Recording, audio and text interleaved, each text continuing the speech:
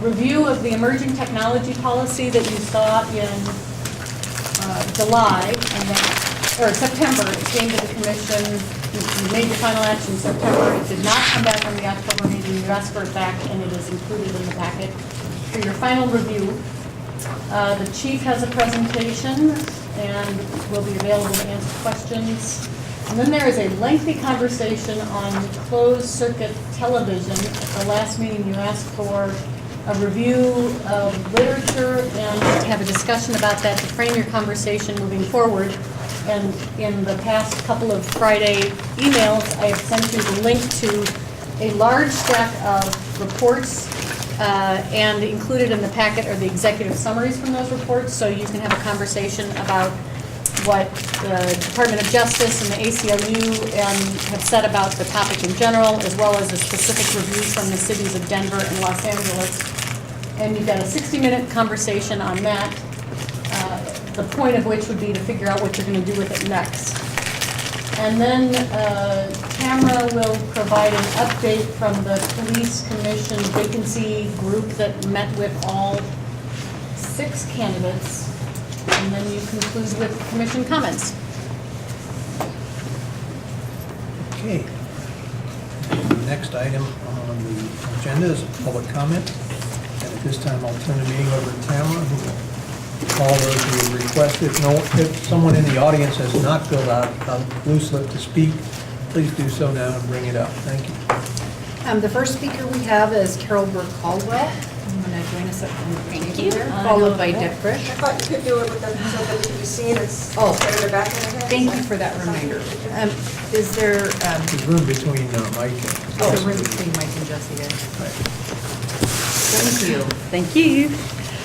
You have 3 minutes. Thank you. Of course, I came with my usual burning issue of the day, but I'm going to bump it because I understand this is the Goodbye to Carter Love Fest, and I just had to pile onto that one. So I'm going to read another poem for her just because it's such fun to see her turn red. For Carter on her new venture, a poem. See the gray wolf pup howling in the wild. What will you bring to nature, wolf child? Freedom of spirit. Will you be leader of the pack? Will you merit your clan covering your back? I know a woman honest and true, meaning her words, how can I help you and you and you? Above all, integrity and respect a healthy dollop, just the liaison to turn to when perplexity gives a wallop. Service in government to and for a community, not an easy task, but with Carter I discovered all you gotta do is ask. Perhaps this pup in the wild is calling out this, working with those who've got the pack's back is pure bliss. I think I may have an extra minute to give you a sneak preview of this burning issue, and I will be revisiting this at your December meeting. Will there be a December meeting? Good, great. I think it might be really advisable, stemming from something I saw a couple weeks ago, an all-day trial. It may well be a great idea for this commission to revisit policies such as they are pertaining, or rather parameters pertaining to the public recording police activities. I fear that the general public increasingly believes this is something that's simply done, certainly sustained by high court rulings. On the other hand, there is potential for people who may be interfering or inhibiting the necessary police actions for them to get tasered twice, as this gentleman did in early September this year, tackled and eventually faced with 15 days in jail. I think educating the public about the careful guidelines to follow is certainly called on, and I certainly think underscoring high court rulings that have conveyed and telegraphed that the public does have the right to record police activities would be a real good idea. So I'll be fleshing that out in December. Carter, I'm going to so miss you. Thank you. Our next speaker is Deb Frisch. Dr. Frisch, if you'd like to come to the table. I didn't even think of writing a poem for Carter, and if you guys want to collect $20 real quick, I won't write one on the spot. But in honor of Carter, I am going to try to voluntarily waive 3 rights that I have exercised previously. One is I recently found out that Juan Carlos Valle, means valley. Sorry for pronouncing it in my culture. entered this country illegally, and I don't think he should work for the federal government, and I don't think he should have been on the police commission. And I'm going to try real hard to show my gratitude to Carter by not writing to the Social Security Association about this. I do think I have all of my Chris Kilcullen jokes out of my system, so I'm going to try to honor Carter by not making any more. And I think I need to let go of my hostility toward Claim 52 Brewery, because I saw on the web that my Viking Braggot, which is my local bar, is collaborating with them, and I can't risk them being mad at me. So what I'm not going to let go of is the criminal behavior by members of the law enforcement community, including members of the police commission. I think it's outrageous that Jesse Lorkey is on this committee when he is a defense attorney defending drunk drivers, and is schmoozing with the chief and with Judge Leonard is really inappropriate. And congratulations for being the best runner-up of the best DUI lawyer in Eugene. That's really an honor, and I am going to nominate you for sleaziest defense attorney in Eugene other than Jim Jagger. And I guess roses are red, violets are blue. Everything Carol Berg Caldwell said about Carter, I agree with it too. Thank you. If there are no other speakers today, that concludes our public forum. Bob, I'll turn the time back over to you. Thank you so much. And at this time, we have commissioner response, if you choose to do that, or comments, whichever you choose. And I'll be happy to, well, start off by myself tonight, because I always wait for somebody to say something. But I have something that I've been thinking about ever since I heard, and that's our loss of our support assistant, Carter. She has been an invaluable asset to this commission, and personally to me, with her ability to find things when we need them, to research things and get that information out. And I am so, so grateful for her service here. And I'm going to make her blush, because she does blush. And the thing that's most important to me is that you move on to get up. That's a great career opportunity, and that you do what you need to do to keep that going. So we'll miss you greatly, and I wish you weren't leaving, but because you are, we'd like to express our thanks and our gratitude for all you've done for us, Carter. It's been great. Thank you. Second that. Anybody else? Mike? Go ahead, I didn't know exactly how George? you. Well, No, please, okay. ladies first, please. Oh, don't fight over it. Carter, I'll miss you. Thank you for all that you've done.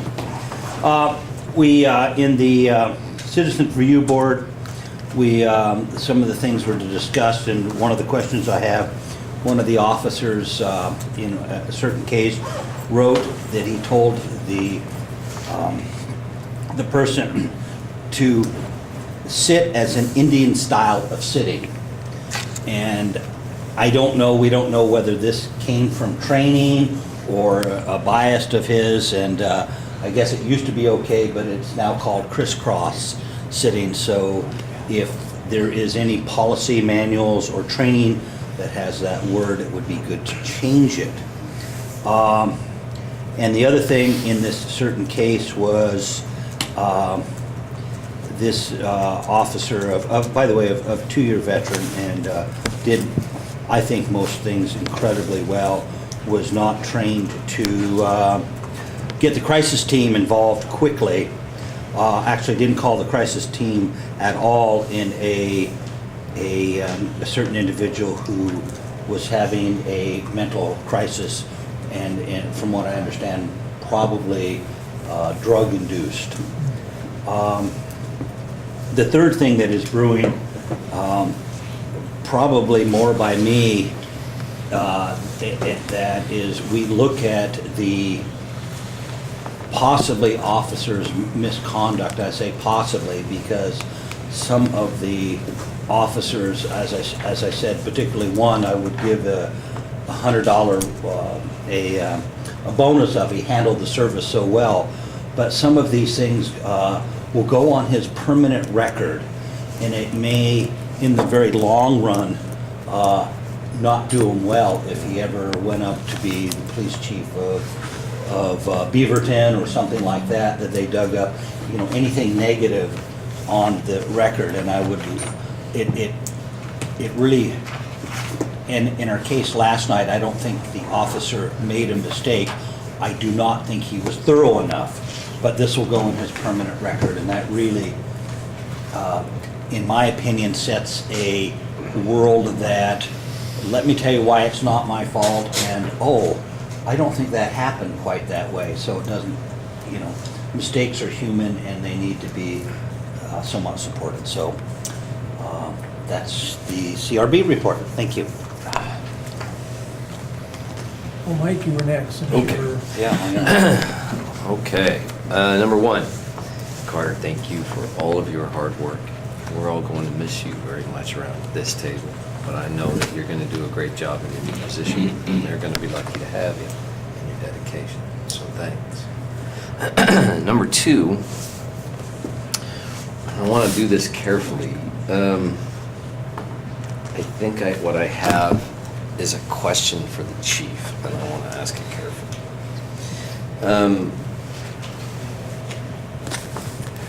Is the manner in which officers enforce existing laws based on input that they may get from this city prosecutor's office, is that a policy matter suitable for discussion at this table? Oh, I'm not sure I understand what you're asking. I'm trying not to.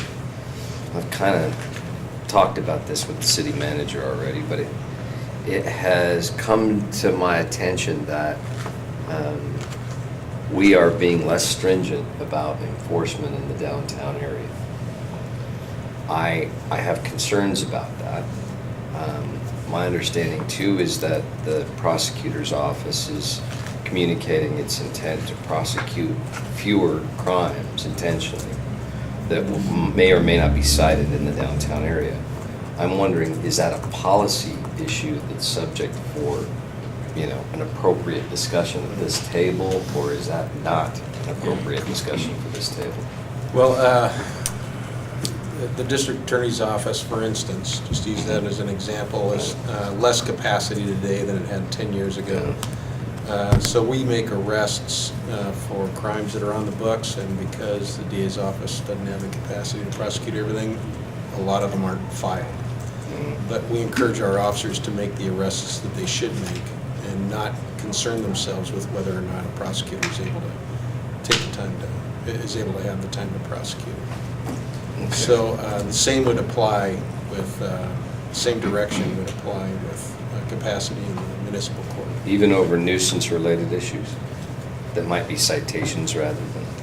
Well, I don't know what a nuisance, one person's nuisance is another person's Good- serious offense. Good point. Okay.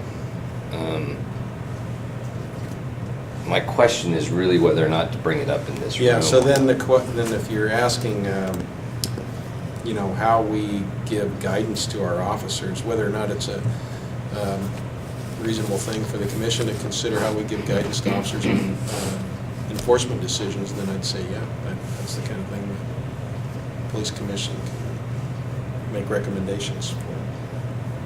Okay.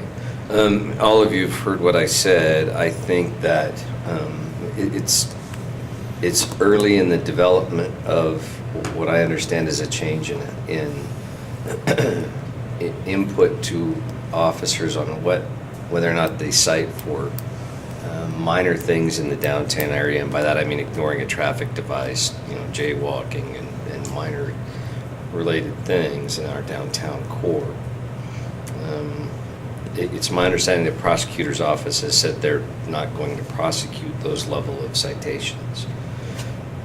I'm very concerned about that, and I think it's something this body should weigh in on, if that's in fact going to be how things stay for the foreseeable future. I'm hopeful that they won't, so I'm bringing it to your attention. And I will say that I think we'll have better information next month, at next month's meeting, on whether or not that will continue, if so, how. And I would maybe want to bring it up as a discussion item. Thank you. Thank you. Jesse? Kind of address that.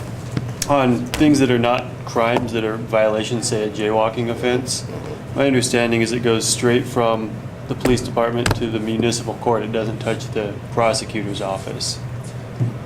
And so, say somebody shows up on their jaywalking ticket and they want a trial, it's going to be them versus the police officer in front of a judge, unless they have a lawyer.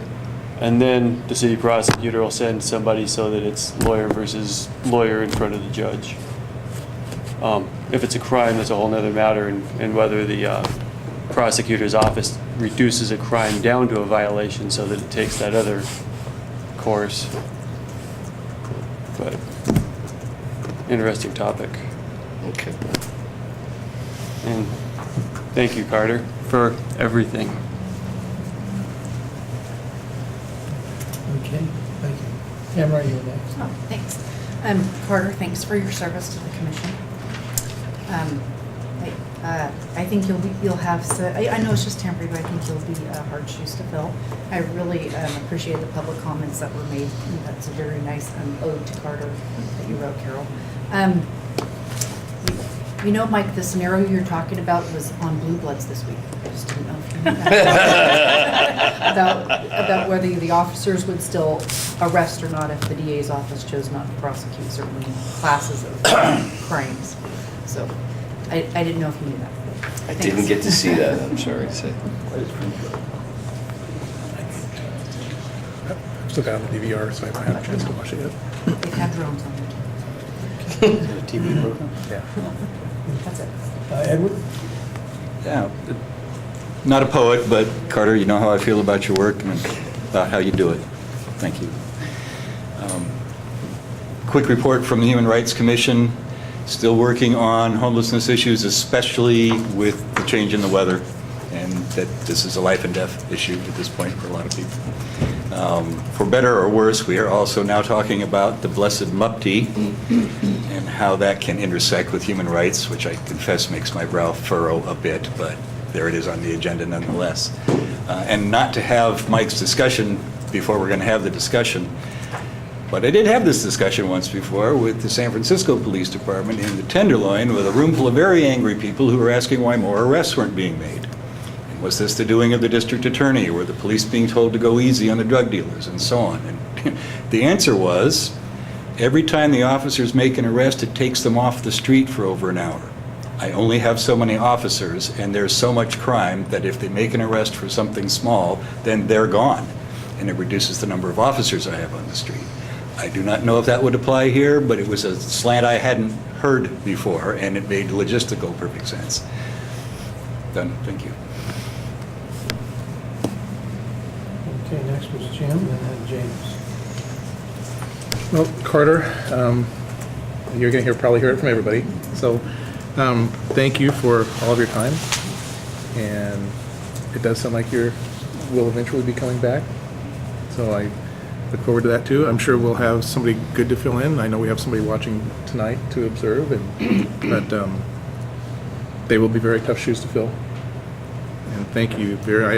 I can't say enough, but thank you also to Carol for her poem, and even Deb's poem. I think she really likes and supports you too. But I did want to comment on. I guess I'll go with the CRB. I did attend the CRB meeting this last month, and it's always great to meet with them. You know, it's a great opportunity to learn how they handle cases and how they work through, and all the detail and all the work that they put in. And I think it's a good idea to. I think it's good to have a review like that to kind of make sure that everything's working right. Not that there's anything wrong with the way things are normally done, but it's always good to have a second set of eyes maybe, and maybe come up with some good ideas on doing things better in the future even. So thank you for the opportunity. George, you can take that back to your team. But also I wanted to actually thank Jesse for being on our commission. I think it's important that while I think DUIs are as bad as, as everybody probably thinks they are, I think they do deserve their time in court, and they should be represented. That's part of what our legal system is all about. So I think that's important. So I do thank Jesse for taking those cases. I think somebody needs to. And I think it's entirely appropriate for him to be on this, because I want to hear all sides. I don't want to hear just one side of what our civilians and citizens think. I want to hear all sides. And while I don't agree with everything Jesse says, I don't agree with everything that anybody says all the time. But I really appreciate having Jesse on this commission, because it opens my eyes to other things that I maybe don't know about. And actually that comes from everybody, but I want to particularly support Jesse here. So thank you, Jesse. Thanks for being here. Thank you. Thank you. James? Well, first, I'll say my farewells to Carter at a later date, since everybody else has already said that. I go and listen to her when she preaches a sermon at church and stuff. So we have a continuous relationship, in that area. So, but I also like to thank Carol, and everyone else that came for us and provided testimony. Jesse's position here on this particular commission is very important, just as important as anyone else and stuff, and I value the input that he provides as well as everyone else too. Not to draw anything out, but I have a young man that I brought here tonight. There was an email that was put out saying that EPD was getting the process of accepting applications for new officers. And his dad contacted me and said that my son is kind of interested in that, and can you talk to him? And I'm like, well, okay, I can talk to him, but is there anything in particular? Maybe I can connect him with somebody. He said, no, he would like to come by and talk with you first. So he did. He put forth a lot of effort. He took off work to come here tonight so that he can be at this particular commission and stuff. And I promised him that I would introduce him to the chief, which I've done, and that I would like to now introduce him and present him to the police commission. Jonah? Hi, nice to meet y'all. My name is Jonah. I am interested in becoming a police officer. So far what I've heard here is pretty great, actually. It's pretty interesting. I came here tonight, I was like, I don't know. Is this going to be something I kind of force myself to sit through? Or is this going to have some interesting stuff to it? And so far it's been great. You guys are actually interesting to listen to. So this is good information I'm hearing. I'm sure I'll learn a lot tonight. Well, thank you. Later on, perhaps we'll get some time that we can work with someone, do some referrals. Maybe there's a police, junior police academy or something like that. Jonah is 20 years old right now, right? Yeah. Okay, so he's got a little time in order to get ready and stuff. So I would think that I would like to keep him. I think that he would be a great addition to the force and stuff. He's dependable. He's interested, and he's going to turn out to be a good leader. Thank you. Thank you. Thank you, James. Claire? Am I next? Yes. Oh, thanks. So I apologize for being late, came from work. Obviously, there were some, I don't know if it was public comment or there was some comments earlier in the meeting regarding who serves on this commission. I'll just remind you all and the public that folks are appointed to this commission by the city council. And if anyone has an issue with who's been appointed, they should come and address the city council about it.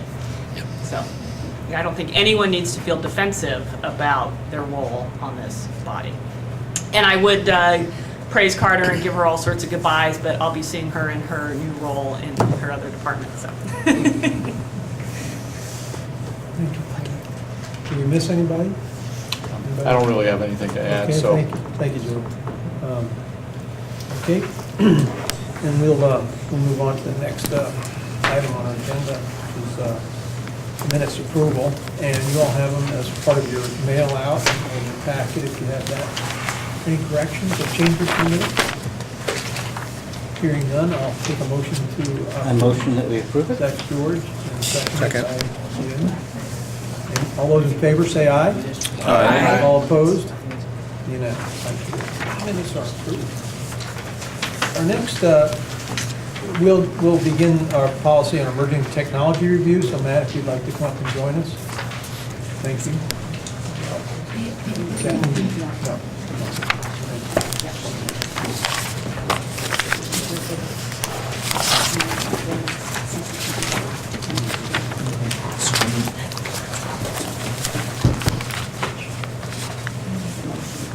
Thanks, Ms. Carter.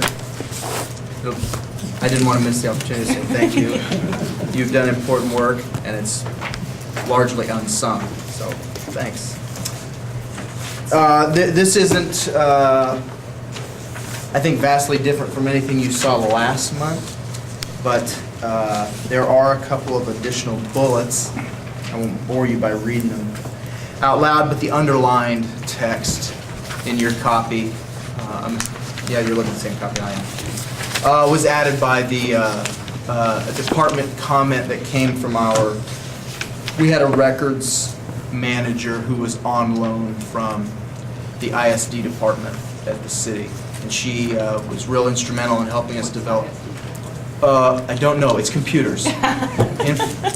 Information Service Department, maybe? Yes. Sounds great. Sorry, it's the computers people at the city, not at the police department. Anyway, she was on loan, and she was also very instrumental in helping us get our criminal justice information systems policy put together. And so she offered these comments, and so we've put those forward for your review. So I won't talk anymore. I'll just be happy to answer any questions if you have any. And step out of the way for you guys to discuss. Okay. For the queue here, anybody, you all have time to review this, I hope you have. If you want to take a couple minutes while somebody else speaks, go right ahead. And has anybody got any questions? James. I'm Jim, sorry. Just a couple things. I like 805.3 when I compared to what the other one, how the other one's written was much longer in the past. I like this much shortened one. It seems to have encompassed everything that was in it before, but in a much shorter version, I think, more clearly. And in 805.4, under 1D, the unintended consequences, that to me would seem like something that would be after the pilot test. That would be kind of in the pilot test findings. It may not be so much at the very beginning because you wouldn't know what the unintended consequences were yet. So I'd hate to maybe waste time looking for something like that when you haven't even run the pilot out there to even find out what the unintended consequences were yet. But just a suggestion for that. There may be some other department. I suppose we threw that in there because maybe another agency has fielded it. It's emerging to us, but maybe another larger agency like Seattle, could offer some of that as food for thought. But yes, duly noted, sir. Okay. You finished, Jane? Yeah. Okay, I got Claire, Tamara, Joe, and then Edward. So I was actually going to speak to the same point, the unintended consequences. I think maybe just it could be more clear, because I think I might have suggested that be in there, to say a scoping of potential unintended consequences, so that ahead of time, just as the officer said, we could look at other departments' experiences, but just a kind of scoping out of what those might be. You wouldn't necessarily know them all, and there might be others that show up after the pilot, but kind of thinking ahead to what they might be. So that would be a recommendation of some added language there to make that more clear. Certainly. Okay, thank you, Tamara. I think that is a good one to have in there. I remember when we were looking at the taser pilot project, before the department started using tasers, and just because it was new technology didn't mean there weren't studies on it. It didn't mean there hadn't been other departments who'd used it. And a couple of unintended consequences that came to my mind immediately were to maybe include in a policy or be in training and to be aware of where, like using a taser where somebody's up high so they could fall when they were near a body of water so that they could fall into the water, things like that. Just to be aware of, and I think that could come up at any time. I don't think that's necessarily just something that comes out after a pilot project by this department. Thank you, Joe. Yeah, I also had a little trouble with that. I think Claire's suggestion of adding the word potential in front of unintended might be a good thing to do, because certainly you should try to sit down, if you're going to look at a technology, sit down and figure out what the downside could be. And to spend some effort to do that, as opposed to just kind of moving on. The other thing that I'd like to see added is something about other police departments' experiences. In other words, if you've got a technology that you're looking to use, you ought to find out who else is using it, get a hold of some of those folks and see what their experiences are, because they can probably tell you quite a bit. So I think adding that to your list would be a good thing. Yes, sir. Okay, Edward? Kind of the same topics. Yes, there are unintended consequences. Yes, we need to do something more than just those two words with this. And a lot of unintended consequences for new technology have already been experienced by other jurisdictions. So, taking your point to just add as part of as this policy moves forward, we always look at what other people have experienced with it. And nobody's going to thank me for part two of my comment, but we're talking, all of this is about the emerging technology the police department will use. And I don't know whose job it is to talk about the emerging technology that the bad guys will use, but it does come back to us to talk about the countermeasures to that. And I don't know that that goes in this policy, but it's worth considering, is how do we deal with, and I'll take again the example, for $3, this phone sees in the dark as well as a night scope. Not a high-end night scope, a low-end night scope. So any bad guy that knows that they can download that off the internet or the app store can be looking at what the officer's doing in the dark at the same time the officer's trying to look at what they're doing in the dark. Do we have a strategy for that? Does that come to this table? I don't know. But I thought I'd bring it up now so you all could just hate me for bringing that whole word wiggly can up. Sorry. Thank you, Edward. Well, that is two people that suggested that part about asking other departments about their policies. So do we need a motion for that? Somebody want to make a motion? I'll make a motion to have that. Motion by Joe, seconded by Edward, I presume. Okay, and we have discussion on the motion. Anybody else want to weigh in on this issue? Claire? How would it read exactly? Thank you. In his bullet points, I just say, other police departments' experience. So a proposed pilot project that includes a scoping of other police departments' experiences? Well, no, it's in this list of, A, B, C, D. Right. So let's be So- precise, then you want to add it to section Oh, yeah. 805.4? I thought we were already talking about that. Well- 805.4, Part A, Section 1, and just add in that lettered list one more. It could go as P. Okay, thank you. And what does it mean? Other department? Experiences. Other department experience. Other police department experience. Other police department experience. Is that okay with you, Edward?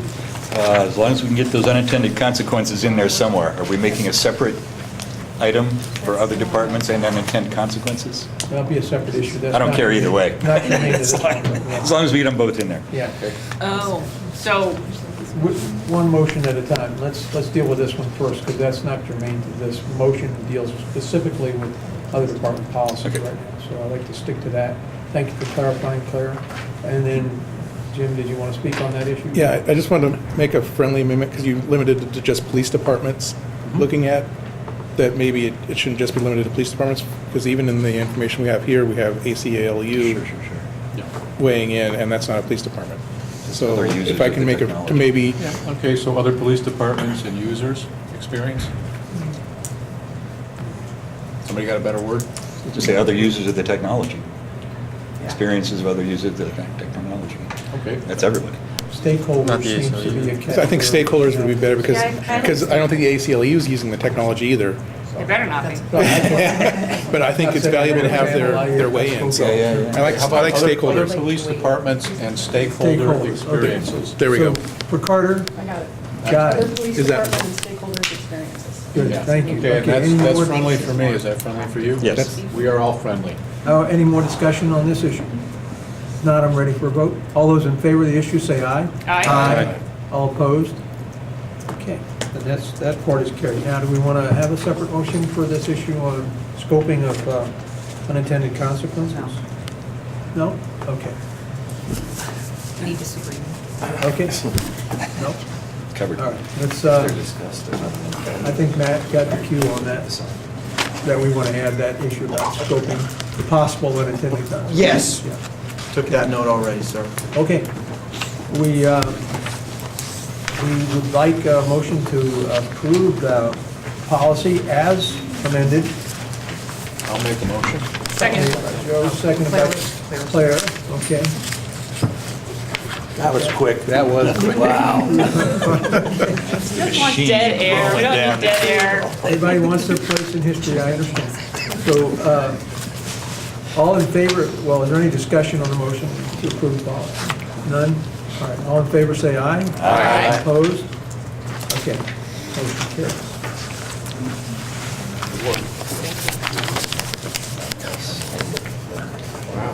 Next item on the agenda is the chief's presentation. Okay. I'll just go through the slideshow that came in your packet. The chief's activities, that's a funny title, I'll have to change that. Some of the things that I've done over the last month. There was a summit in Hillsborough led by a lieutenant with the Hillsborough Police Department and a psychologist from Portland State University on emotional resilience, and they have a training program called Mindfulness that's designed to help people in law enforcement to deal with emotional trauma that comes with the job. And I wanted to learn more about it. Someone had recommended it, so I went up there with Lieutenant David Grant, who runs our crisis response team for the police department. So it was interesting. And then attended the meeting with the Police Commission and the Civilian Review Board. There is a group that's working on ongoing funding for the Buckley House. There's a gap in the funding from donations in the HSC and what it costs to run the sobering portion of the Buckley House. There's a couple of years funding from the state legislature approved. It's being used for a pilot project that has a counselor on site that is working to transition people from sobering to detox to treatment. And it looks preliminarily as though it's an effective program. It's better than the practice of a lot of the chronically inebriated folks that go through the sobering center where they go in and they get out as quickly as they can without going into the detox and treatment. And so we have this cycle of unhealthy condition for that person, but also expensive and ineffective treatments.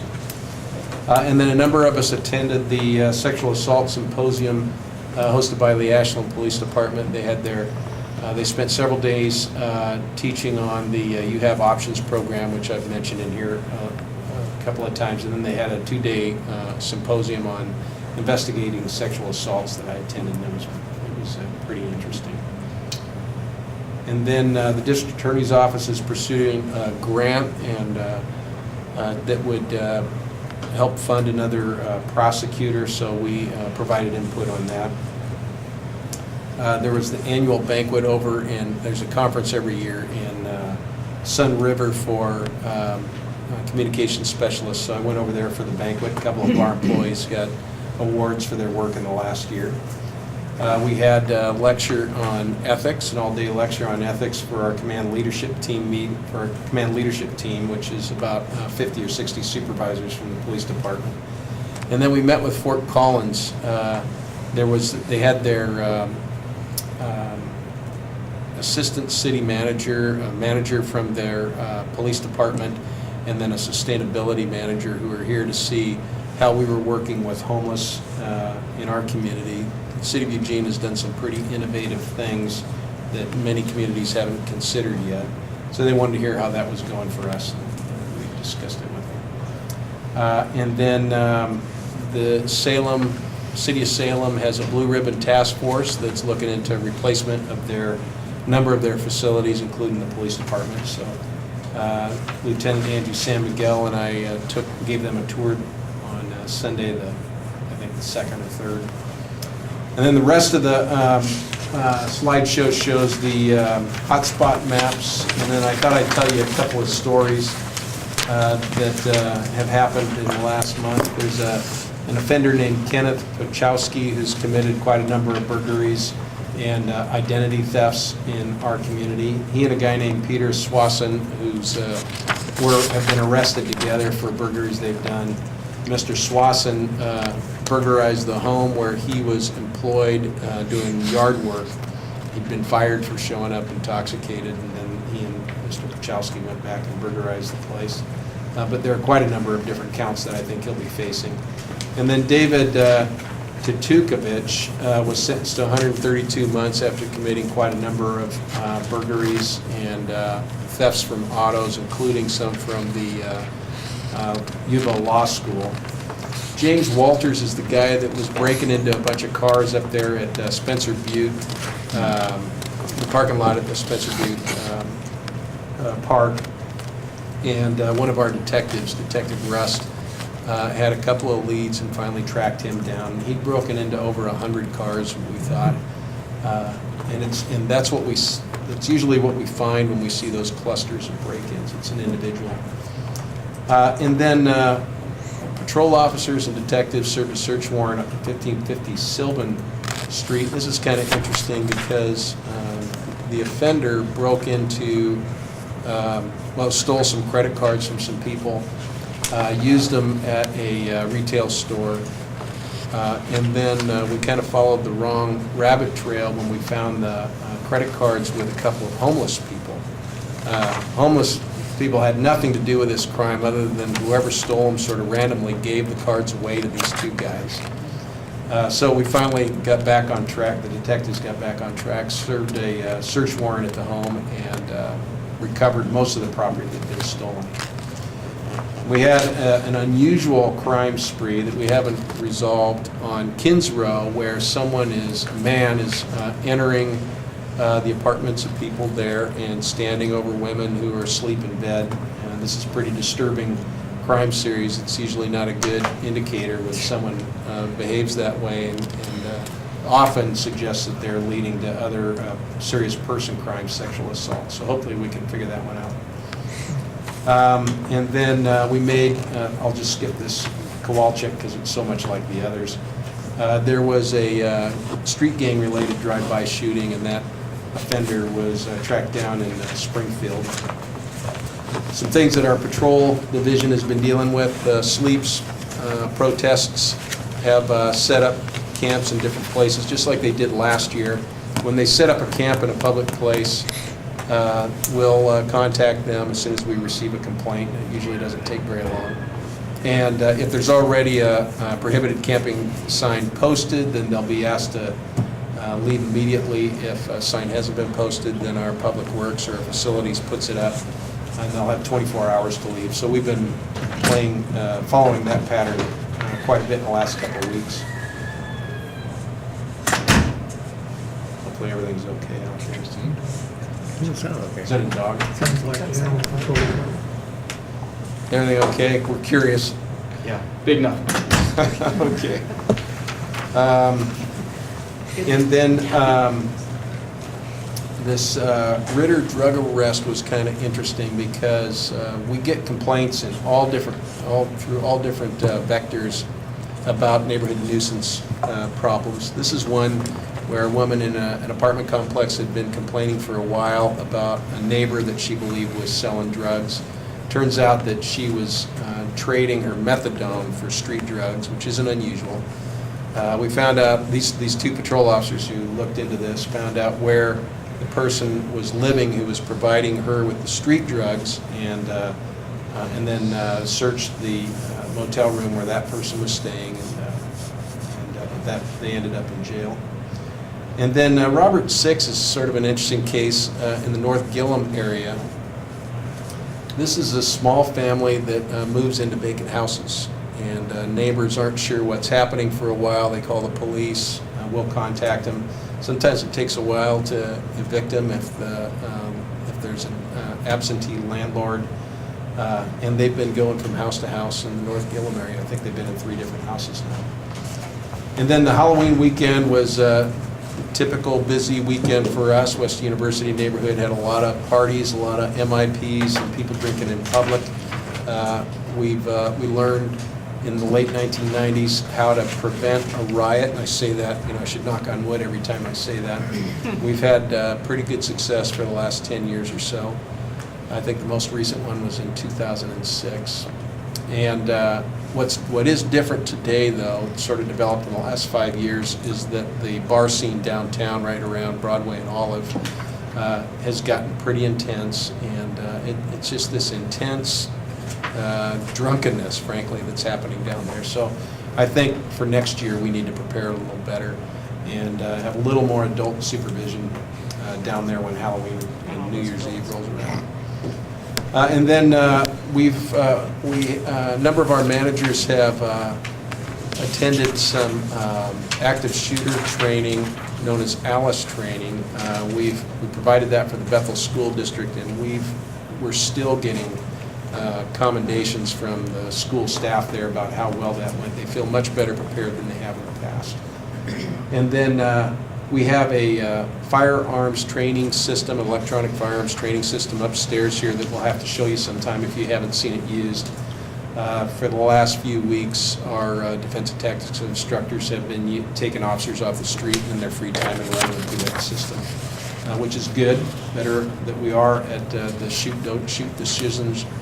The more likely it is that we'll only use deadly force when it's absolutely necessary.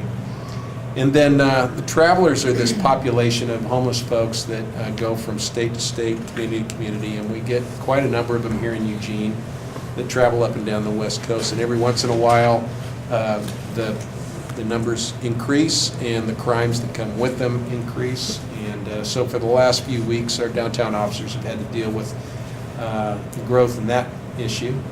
And then there's a new convenience store at Broadway and Olive called the Buy Two Market. And I think the people who own it are trying to be responsible, but they sell some fortified alcohol, and the number of crimes that occurred down there related to alcohol before the market moved in is considerably less. It's about half as many as the number of crimes we've seen after the market moved in. So we have some ongoing conversations going on with them. And then we have some personnel hiring processes going on, record specialists, communications supervisor. Our new police captain starts the 1st of December.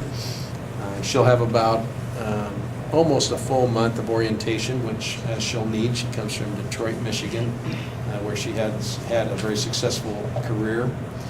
And then we're constantly hiring for call takers and dispatchers, forensic analysts, and so on. Tim Shuck is the finalist for the Operations Support Division Manager's position. And then I'm just going to flip to the slide that says top locations for party-related calls for service and heat map. You'll see that if you flip through it, the top address is 1180 Willamette Street. That's the new Capstone development there. You put 1,000 students in buildings and a few, in a square block, and you're going to have some calls for service. So in the 1 year period, October 13, of 2013 to October 2014, they're at the top of the list of places that we go to. And the interesting statistics at the bottom, in that period we went to 2,200 party-related calls for service, which takes up a lot of our time. It'd be nice if someday we can find a way to not have to go to those types of calls. Let's see, and then another slide has 6 images of the top motor vehicle accident locations. These are intersections where there is a lot of traffic that goes through them every day. So naturally, we're going to see more crashes there. But we focus our enforcement and engineering modification efforts there. And then if you go to the slide entitled DLP crime rates by census block, are for the benefit of people who live in these neighborhoods. We're just showing a ratio of how many crimes occur per 1,000 people, just to give an idea of another way of looking at what the crime rates are that The UUV and recovered stolen vehicle slide shows, one of the most interesting things is that it shows that we recover better than 90% of the vehicles that are stolen. And in most major cities, that number's a lot smaller because of chop shops and that sort of thing. Vehicles are stolen in major cities to turn them into something they can sell. Here, they're stolen for either joy rides or to be driven around the block so that things can be stolen out of them and then abandoned. And that's pretty much the highlights of what I shared with you. I can answer any questions you like. Okay, questions related? James? Yeah. Chief, you had mentioned about the downtown area and how we are seeing an indication in the rise and stuff. We have the officers in that area and stuff wearing the camera recorders. Have that helped out, or how has that fared? It does help, yes. We have about 15 body-worn video cameras in the field right now, and all the officers downtown are wearing them, and then I think almost all of our traffic enforcement officers are also wearing them. The officers like it because, it shows what happened in the moments before an arrest was made. And, the most often cited study was the one in Rialto, California, which showed a pretty dramatic decrease in the need for use of force for among those officers that wore body-worn video cameras. I don't know if we've seen a decrease in use of force because of them, but we have a pretty good record of what happened and when force is used. Good. Thank you. Edward? We are back in the Tenderloin. The store downtown, and I know the one you mean, I've been in it. Years ago, one of the pieces of work that I did in the Tenderloin was on the reduction of malt liquor and fortified wines. And there is an abundance of research connecting the sales of that and single cigarettes, which I don't see that store selling, to street crime. So if you'd like me to dig back through my archives, but that stuff's all available on the internet now. But there are a lot of cities that have made a concerted effort with merchant groups who get the fallout from this one business that's selling this stuff. They all have to suffer the fallout of it, or their customers do. Religious groups, in the case of San Francisco, I don't know how we could apply that here. And a lot of public pressure, basically, to identify them as being part of a problem. In the last few legislative sessions, the city council has encouraged us to lobby for an alcohol impact area program that OLCC could authorize. With administrative changes, OLCC could authorize us to establish alcohol impact areas where we can limit the sale of that kind of thing. But we haven't seen much success there. I went up there and lobbied on that, as a matter of fact, too. So we'll try again this year. George and then myself. I was curious, the liquor store moved out of downtown to 11th and Lawrence.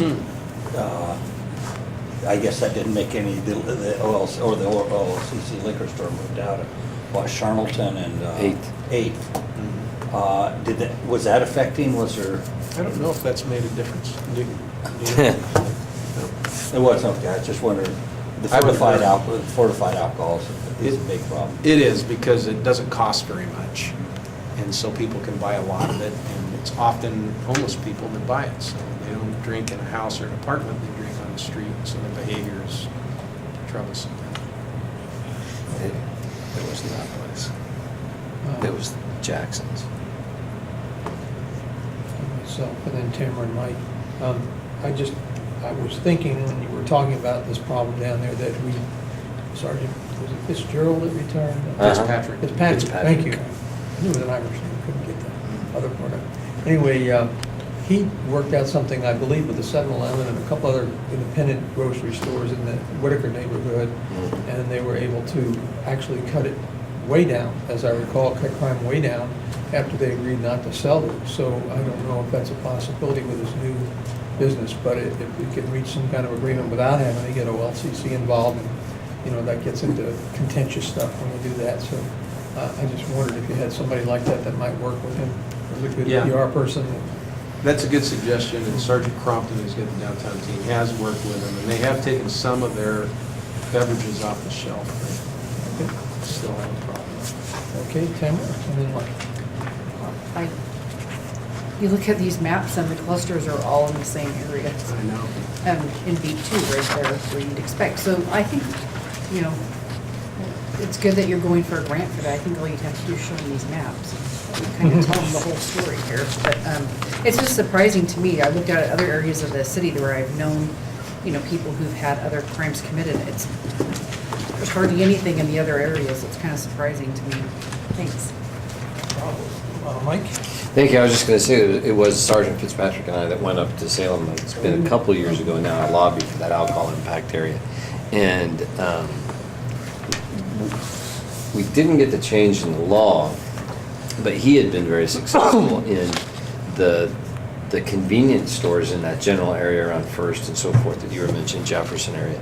The challenge was it wasn't actually the liquor store that was causing the problem there. It was the Chevron station, 7th and Lincoln. It's the Jacksons who sell the great preponderance of the malt liquor in that area. And they wouldn't stop. And they said, no, thanks, we're going to go ahead and keep doing that anyway. And so that's why the only way to force them to stop was with an alcohol impact area designation for that area to say you can't sell fortified alcohol there.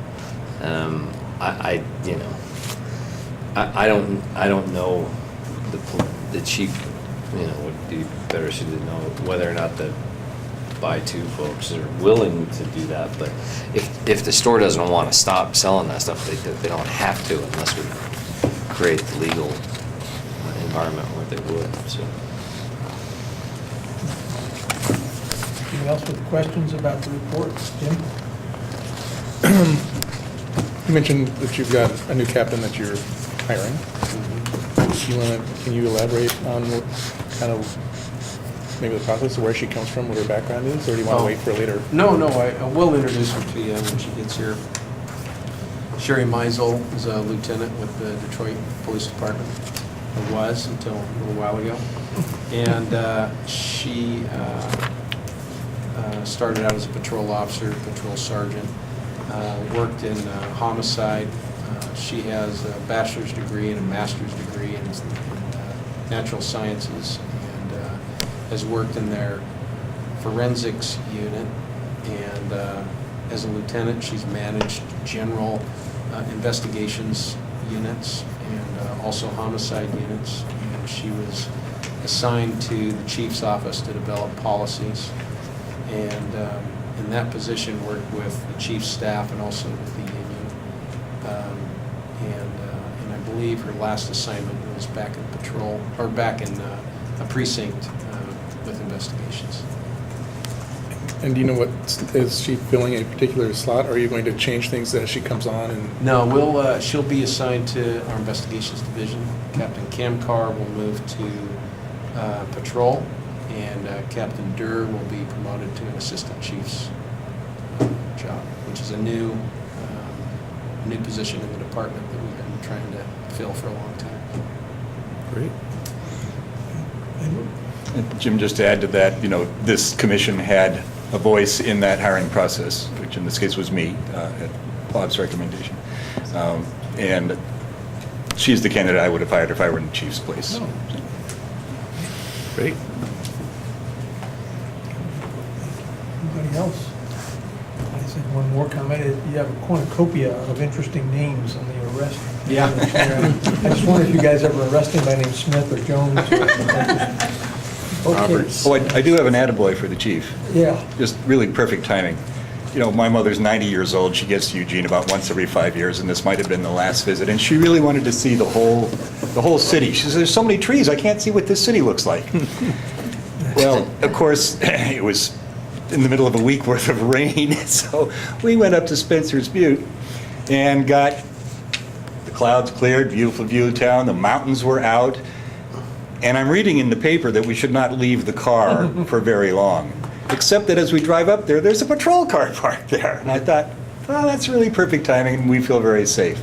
So thank you for making Mom's visit just a little more secure. She felt she could leave her purse in the trunk. Good timing. Thank you. Okay, well, if no other questions for Chief, we'll go ahead and take our break now and come back. And we're a little ahead of schedule, so let's just take 10 and come back at 6:42 or so. And remember, the camera and microphones are off. Thank you. I won't get to say that anymore. Claire, what you missed was a visit from Yeah, they- who went after Commissioner Lordy. You were wondering why I said the crier and I didn't cry today. Further components say if not this time. It was done nicely. Cameras are on. Yeah, relatively speaking. I always cry, Carter. You don't know me that well, do you? She's been on a tear. Yes, yeah. So do I. I shouldn't say cry. I did something to her walking around. It's not. I was actually. We had to pretend that she wasn't there. Yeah. It's not an easy thing for me to do with another human being. But she was stalking me at work. Is that what was happening? I'm out, camera on. I mean, I don't know how to say that any nicer, politically correctly. You know, it's funny because I'll talk to him. I mean, I don't have any. She's one of them. I just. Good on you. You know, I just. I don't engage. Steps to get back, so his mom got him down. He came in and said to me, I need to leave early today because it was going back to his mom. So we started crying. Like, maybe just in my office and that's it. I've been here 2 years. I started crying. He's like, I mean, he's very Who knows all I what can think about is.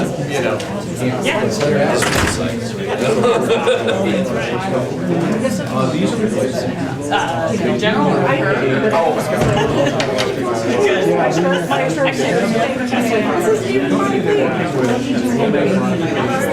Hi, Majestic.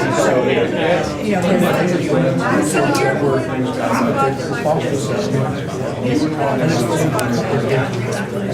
Just now? No, when you say, I saw it. Oh, I don't know what is, oh, I know what happened.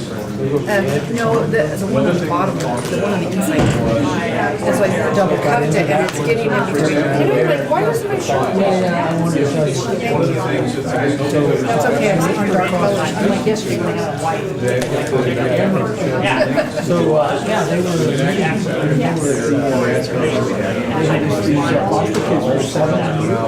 Oh, really? Yep.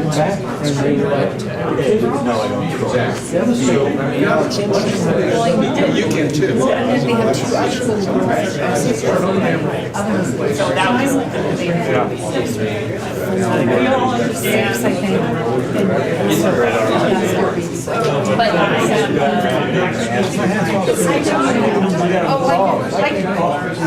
I know.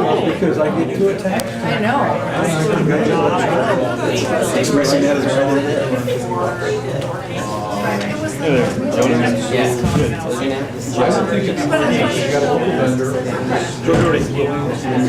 We hope so.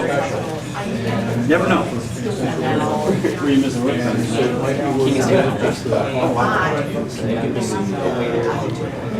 Cheers to work. You're learning service. Cooking food. It's good. It's a good place. It's just far. So Gary, yeah, so I'll be. I told you you have munchy privileges, yeah? Oh, that's right. Get them quick before they're gone. Good. So what do you think so far? I know. Way harder. We call it those. Lower your exposure. Don't get everything boring. I've gone back to. By and large, it's a group that is extremely civil about it. It's not the wrong kind of.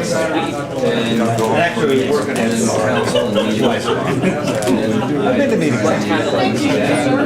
There's a difference in how often gets worked out in that meeting. I didn't tell you, did your husband tell you I sat by him with football? No. I sat by him with a shovel. You have credit job. We're arguing. We have to keep your head down. And I go by myself and Bryce's my man. My son does. Remember my little boy? He's 6 feet tall. He's 6 foot tall. Which is naturally a Right? Let's go to role model. Well, I have relatives who are. My grandfather. Well, he's 6 say, the more people will ask you. So, warn you right now. I saw him. Well, it's so we're sitting there, that remodeled. I think our wife is sitting like right behind me, right here. And then when I walk in, I saw him. I know. No, I don't feel He's sitting there, and he kind of bring it up. And I go, I've met him. I know he's yeah, I know him. So this is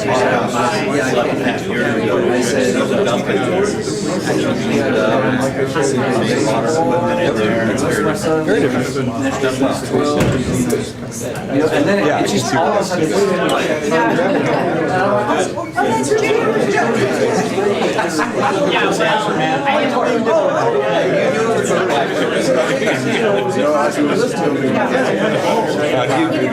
you know the two city council members? Both Clark Clark Surratt. My daughter doesn't, my kids are just, I don't know about it. Yeah, there are city council members seated on several of the city councils. Elizabeth has Greg Evans, Human Rights Commission, all of them. Hardly everybody see him because the council has a meeting on Sunday nights. Our meetings are just to the council. Nobody's ever voted. I'm not actually sure there's some sustainability. So, for a long time, It's enough for me to keep track of our own people. because I know a lot of firefighters. Yeah. So when I was like, okay, I'll do EMT support. I'll learn a little bit about fire. I wasn't really into my They can be wrong, present our work in and they again had a couple of numbers. Yeah, so we're gonna be and then I will not be representing a contract. Plus, it keeps the commission from getting too far off into the weeds about stuff that the council is going to listen to them about that anyway. For instance, the last HRC meeting, something came up. I said, maybe we ought to have the city attorney in there to explain that to us. And I confess, there was a certain amount of, you need to explain that to us. They would have liked to have him on the carpet for a couple of days. Greg says, no, really not time for that. Okay, you work with him much more than I do. They spoke on the phone, and we're out of your wisdom on that. At least because as an appointee of the council, I don't want to be doing things with the city employees or management officials that the council.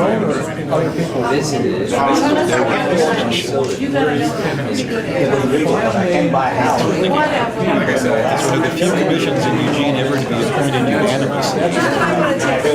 Very mindful of that. It's addresses of the various councils. I'm appreciative of the fact that, unlike many commissioners, I don't come into Eugene aware that there are people in the council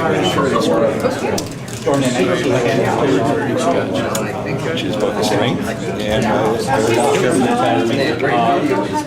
don't want to live like an artist.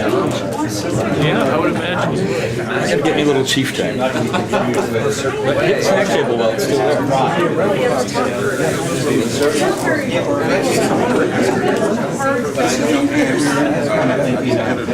Yes, therefore, I called up and I don't know.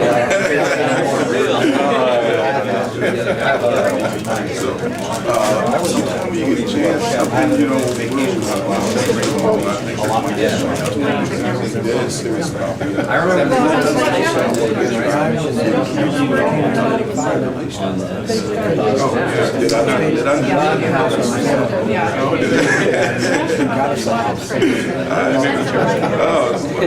Well, you know, that was, I'm good with predicting things, you know, I told you that. Water heater. I'm not that good. Take my own house. That's all I care.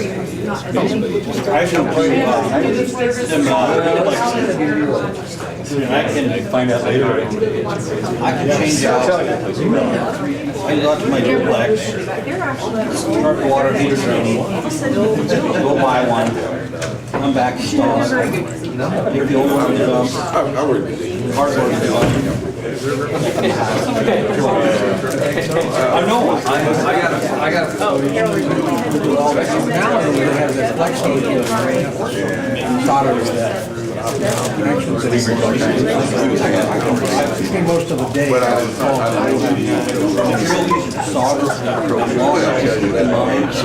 Things like that. I have to watch our time. Now they have. Oh yes. I use sandpaper. And then it's all about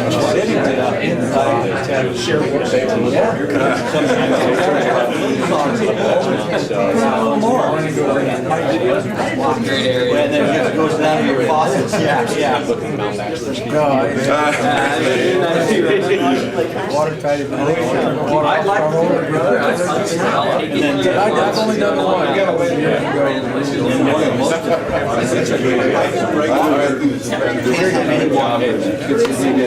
any kind of water. There's a lot of take bread, ball up the bread, shove it in the pipe, shove it up the pipe, block the water. Your solder is just in the water. The brook blows the bread out of it. Dissolves as soon as it hits. Okay. That's okay. I know about a heat sink. Conversely, you don't bring fuel down. Right, you don't want to get too far. They used to be true electronics. But it's a tweezers. You know, if you're putting a transistor in, so there's tweezers on the transistor, where you solder it below. I have a pretty. As a matter of fact, I have a tool set that I can change my water in my trunk, other than I don't carry it. Because you gotta have a turn the water off. Well, you know, I keep saying that I got that part of it in here. I got to bring that in. But somebody told me not to do that as much. It's particularly true on the gas hot water heaters because they heat from the bottom and they walk. I mean, they're like electric hot water heaters. Well, electric hot water heaters, they go inside and they're never on the bottom. When it goes, it just goes, I guess.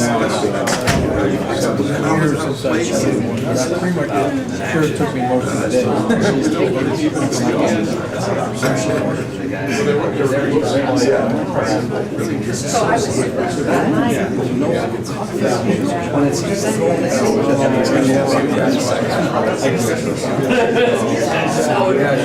Yes, sir. They I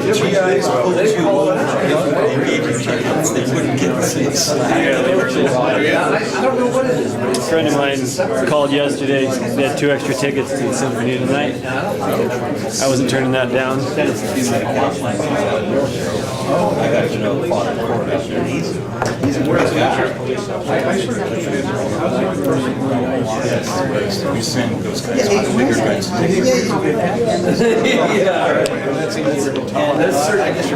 had a Christmas party last year, and they, I think it was at noon, and somebody brought wine. I don't know why they drink, but girls out on 4 or 5 in the morning, and never, I drank it.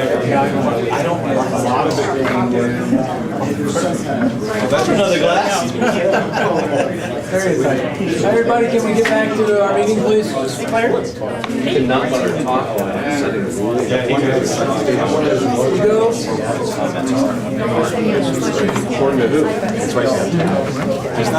You think Glenn knows anything? I can shame them for doing it, but I don't want them to fight. Yeah, freedom of speech is pretty powerful. Yeah, but you don't, it's not a freedom of speech issue because we're doing this voluntarily. My position with the Lane Coalition for Healthy Active Youth. We can't say some people can have it and Tomorrow's some my people last official can't. day, and I got a Gotta be job equal to each and every one. Yeah, you've probably gone down this road. So I'll be representing nurses starting down in Green Bay. But I'll still be here in Eugene. Yeah, I only need to go down about once a week. I don't need to be Yeah, I was thinking exactly. and then I'll be providing support to the labor relations. Yeah, but I can shame her back. And not give her all. No, the best thing is to Doing say, grievance filings and contract. we love you here. That's right. Organizing members. I'd say you're. Well, it's actually what I. You don't get to do that. Yeah, before I started, they said I worked with the OEA. She hasn't attacked me yet. I did. Or me. And, well, kind of, but I don't care much, so I'm a buddy. She has a crush on me. Is that what it Was is? in All that right, world, cool. and then I kind of left it behind. So Bite your tongue, brother. Yeah. And may you burn So, for that very thought. I'm excited. It should be better if my schedule. Okay, folks, let's get back to our meeting. Captain Derrick, can you join us here for this next portion? Different mind. Look like you like it. Obviously, we'll get a shout in the back of your head. Okay, so we're into the next portion, which is CCTV literature review and discussion. So, gentlemen, this is the floor that you are looking for any issues that you might like to bring forward. Who'd like to go first? Don't everybody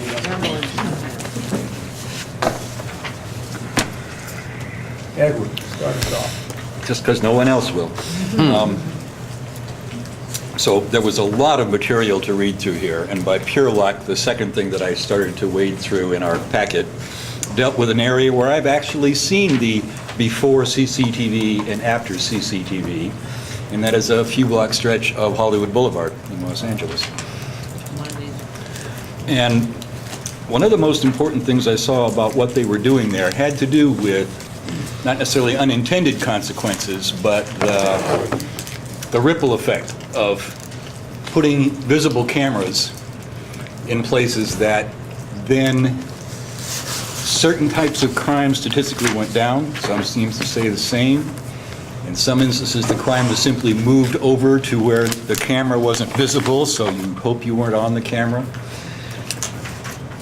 There's a lot in the use of just the physical placement of cameras that has a lot to do with both intended and unintended consequences on crime.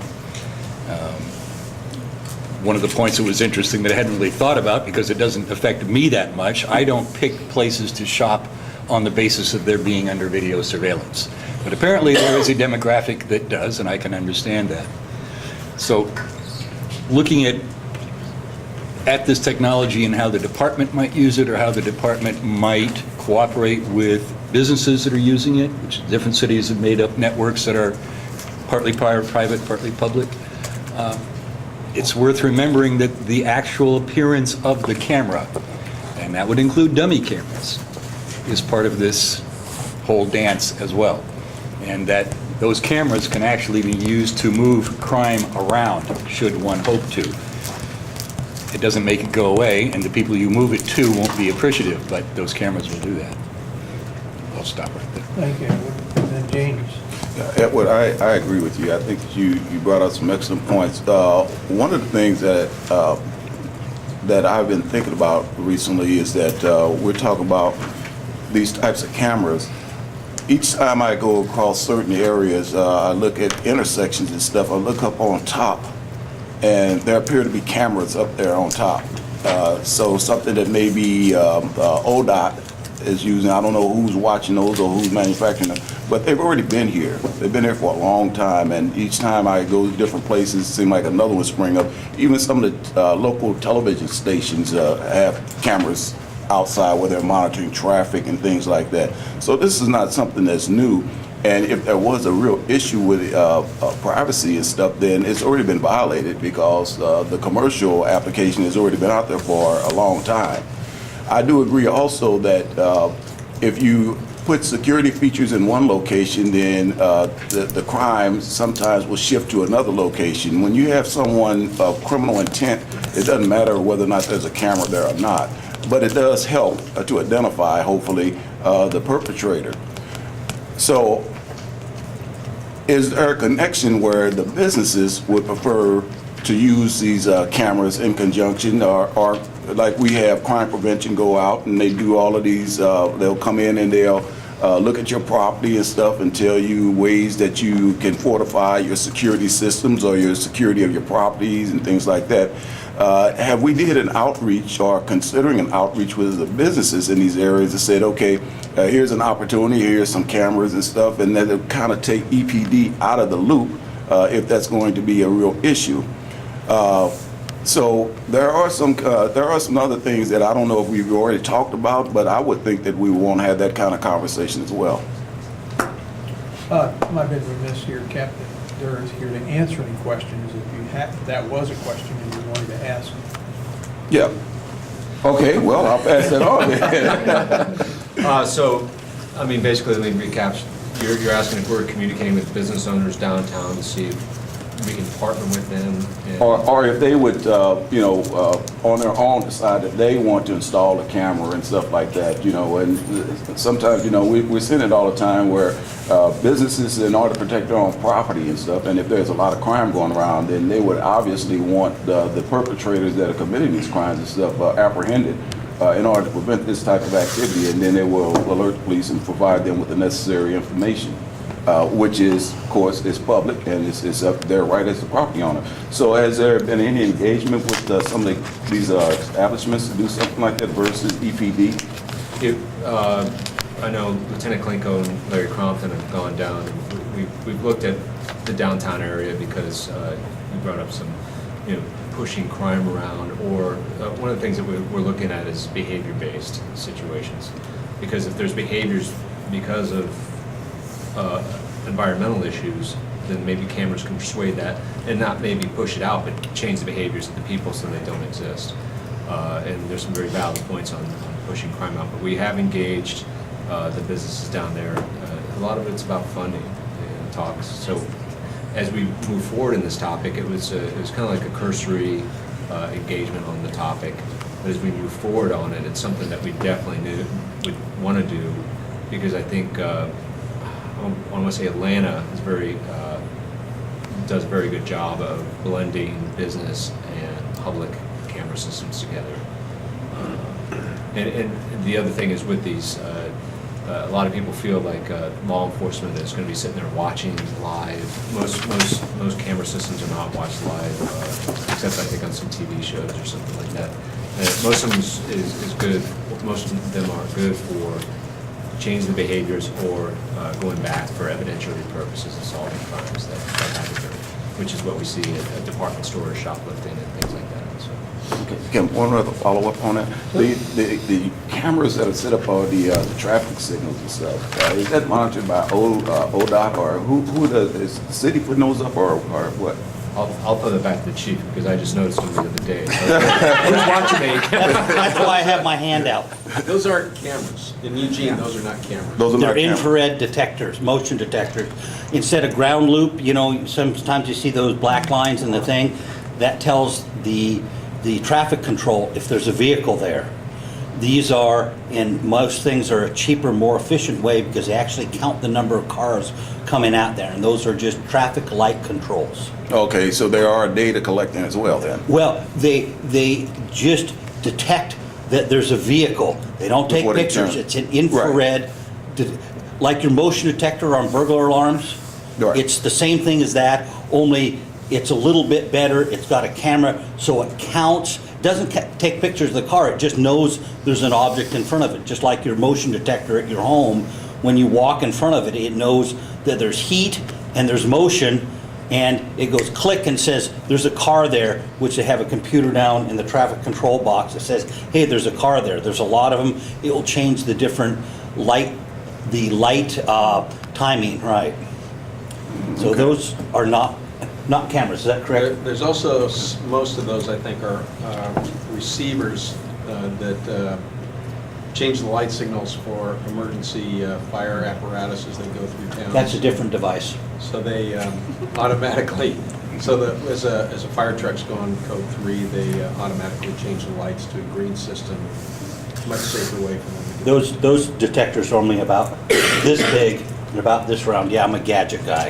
And the bigger ones are the motion detectors. The other ones pick up a certain light frequency, and they can actually, at the traffic control, the lights, they blink on them, they actually put out a certain frequency so they know what fire truck it is or what ambulance it is. And then the other thing you mentioned was the ODOT cameras. ODOT does have cameras on certain highways so that any of us can go online and look and see what the traffic is. Okay, so that's online access for anybody for the public in general? Yes. Okay, thank you. Thank you. And there's also, or was a camera at the Rose Garden that you could actually go into and move it to the east or west or up or down and look around the Rose Garden. Now, I don't know if that's still active. I don't know if it works right now. But that was available, but not good enough to pick up face images. Okay, now I have the queue going here. I got Joe, George, Mike, Tamara, Jesse, and Claire. Okay. Yeah, in reading through this material, I got the impression that it was sort of inconclusive. For example, one of the articles indicated that 40% of the systems indicated a drop in crime, 40% left it the same, and 20% had an increase in crime in places where they put cameras. There was a whole, there also, as I was reading this, there were questions about shifting the crime. I had questions about what sort of controls they had. Were some of the reductions in crime due to other things? For example, there was some articles that the camera system was linked to investments in the downtown and changes in business patterns and other things down there. So that would change behavior also. So in other words, as you read through this, I didn't get the sense that there was anything that actually, or the studies that we were seeing were actually saying conclusively that if you use cameras, crime goes down. What's your read on these articles about, do we actually see a cost-effective return on crime reduction from employing these systems? Studying this over a long period of time, I think if you are smart with technology and you're intentional in what you do, I think you can see a reduction. I know I was involved in a pilot project where we were having violent crime in my old jurisdiction, and it definitely made a difference. We saw, without changing any of the behaviors around there and the status, we saw a 30% reduction in all crime. So there's so many variables in there, and I think that's what you're picking up. There's so many variables. It depends on how you do it, what you're looking at. And I think there's areas where we could use it here, but we'd have to be strategic about it, and realistic about it. You, Joe? Okay.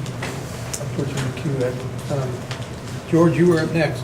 Well, I just wanted, that's all I wanted to explain. You already got all of it? Yeah, I just wanted to explain. Okay. I've taken tours of the city of Eugene traffic area, and so I know. Thank you. I love that stuff. Our resident authority. So Mike, you were next. Thank you. Who's watching the watchers? That's the, I'm as a kind of a civil libertarian sort of fella, this one always bugs me. We had this discussion at council about cameras on the downtown mall several years ago. And as I recall, for whatever reason, somebody was absent, and I was the deciding no vote not to do it, as I recall. I think you proposed that, and I shot it down at the time. It was on the 12-point plan. Yeah, it was. just because I have a really large civil libertarian sort of problem with the idea of cameras watching people's behavior without a cause. I know, for example, that if an officer believes a crime has occurred inside of a private location where they have a system in place, they have to get a judge to say yes before they can have that tape unless the guy gives it to them voluntarily. I'm right about that, right? So who do you get to say no to? If you're taking tape and the feds want the tape, can you or would you say no? Well, that's a loaded question. I know. Well, and I'm not asking. You don't have to answer me right now. My challenge is this: is that, and it may be not a logical or reasonable fear, but I remember that in 1998 they made this movie called Enemy of the State with Will Smith, and ever since I saw that thing, I just, it takes one person with evil intent, and I know enough about technology to know you can hack signals, and I know how, and I just, it gives me great pause. It gives me great pause, and then I have to say there's also a time where the chief convinced me a year or so ago that, well, it was going to be worth it with some of the things we were experiencing downtown, and I agreed. So I kind of changed my mind on it. But even now, I still have great pause on this because we're not always in control of what gets taken, what gets seen, and the way technology has advanced these days. They have the capacity to know so many more things from looking at tapes of what might otherwise seem benign. And that concerns me. From, gate recognition software and what it says about people to facial recognition softwares. So if we're going to be the houser of all the raw data that we take and putting up cameras somewhere, what are the control mechanisms by which we can say, no, Fed, state, you can't have this without cause or circumstance? Those are the kind of things that tend to give me a moment of pause. Heck, if the presence of cameras is really the thing that changes on the street behavior, why take video? Why not just put up cameras that are dead? I just thought of that. But. That's a risk management thing. Yeah. I'm going to invoke personal privilege. The chief has asked to respond. Did you have an answer for him before? Well, one of the things you asked, who's watching Watchdog? Yeah. The whole idea about if we as a public agency put something up, a camera, then we would have feeds so the public could watch what we're watching. Okay. So it's not like we're putting up secret cameras and you can't see it. Kind of like policies we're working on where I was from was that unless there was some type of investigation, like we were watching a certain place, then we would close that camera down. It would be closed off, but otherwise it would be open to the public because we're not hiding anything that the public's not there. And then some of the other things you're talking about, does the federal have, if it's out in the public, it is what it is. And then what is the retention laws that would govern that and how long we kept it? And those are things that would have to be sifted through. So that's kind of a response to that, of course. Thanks for that. That's just kind of my first blush at this stuff. Yeah, and the conversation I was hoping that we would continue to have is to hear what it is we fear about this kind of thing. What are our greatest concerns? And is there a policy that could help us address those concerns in a pilot to see if this has the desired effect in Eugene? In response to that, I would be one who would say if we were the houser of a particular type of video or audio or recorded data on the general public, that we would not give it up without the same kind of show cause that a private person would have to endure for us to ask them for. A judge would have to be involved. That would be my hope as a policy issue. So, as chair here, I feel like I have to guide us into a position where we take official action on something like this concern by incorporating an emotion. Do you feel like you can articulate that into something we can get on the table for discussion about this issue since it seemed important here. How we deal with raw data, I think what Captain said is very important, very, very important, that everything taken is public. That's a really big piece. I think that's really Okay, critical. but your concern was that we not share it with other agencies, so, you know, I'm seeing the most mutually exclusive issue here, because if it's public, you can't prevent it. No. But if you have an issue, you'd like to make a motion that we not share any, you know, any. I don't have a motion at this Okay, moment. all right. I'm just, I thought I'd share the concern that I have with the youth, because that, I think it, I wouldn't want us to unknowingly or unwittingly contribute to an injustice that certainly wouldn't be intended. Okay. Does that make sense? I'll move on the queue then. I got Tamara, Jesse, Claire, myself, and Edward and George. Yeah, so, am I next? Actually? Yes. I thought I was. So, I guess my concern, if you're talking about what's the public fears, I sort of have the opposite fear. I mean, as far as the government lagging so far behind the real world, and as far as technology and the use of technology, if people are afraid about being That's true. recorded, That's my true. God, they shouldn't be out on the public streets, because have you watched YouTube? Everybody, Yeah, everybody. kids, my 12-year-old Yeah. son has a Yeah. cell phone with a video Yeah. recorder on it, records. I mean, everybody has cell phones. Everybody's Yeah. recording things. I mean, all you have to do is watch YouTube to see that. My concern is that the government is always 20 steps behind what's happening. If the general public is doing it, why are we so concerned? And private businesses are doing it. Private businesses could have cameras trained on the area outside their store downtown, but yet we're concerned about the government doing it? I mean, and just in the last week, there's been 2 instances in particular that I've seen in the media where the fact that there were surveillance cameras captured major crimes. The abduction of the young lady in, I think that was Philadelphia, who luckily, subsequently, and shockingly, was found alive. But then another one in a mall parking lot, I think that was maybe just yesterday or the day before, who was murdered. And without that surveillance video, the chances of finding that young lady would have been 0. I mean, I really believe that. And so, that finding the young lady alive. And so, it concerns me that the public it's prevalent in the public, and the public's doing something that we're not allowing the police to do to help prevent and solve crime. I mean, that's the sole purpose of the police department considering putting up cameras. And why are we relying on the chance that a private business has something up or somebody in the crowd captured something, rather than, if we're really trying to prevent and solve crime, putting that up proactively in areas of high crime? I think the data and the articles were interesting that we had. I didn't have a chance to drill down to the full articles and most of the cases here, but I did read with interest that, you know, there sort of looks like there's a right way to do it and a wrong way to do it. And I wouldn't support cameras necessarily being put up necessarily all over the city by the department, but that's not, I don't think, what we're contemplating here.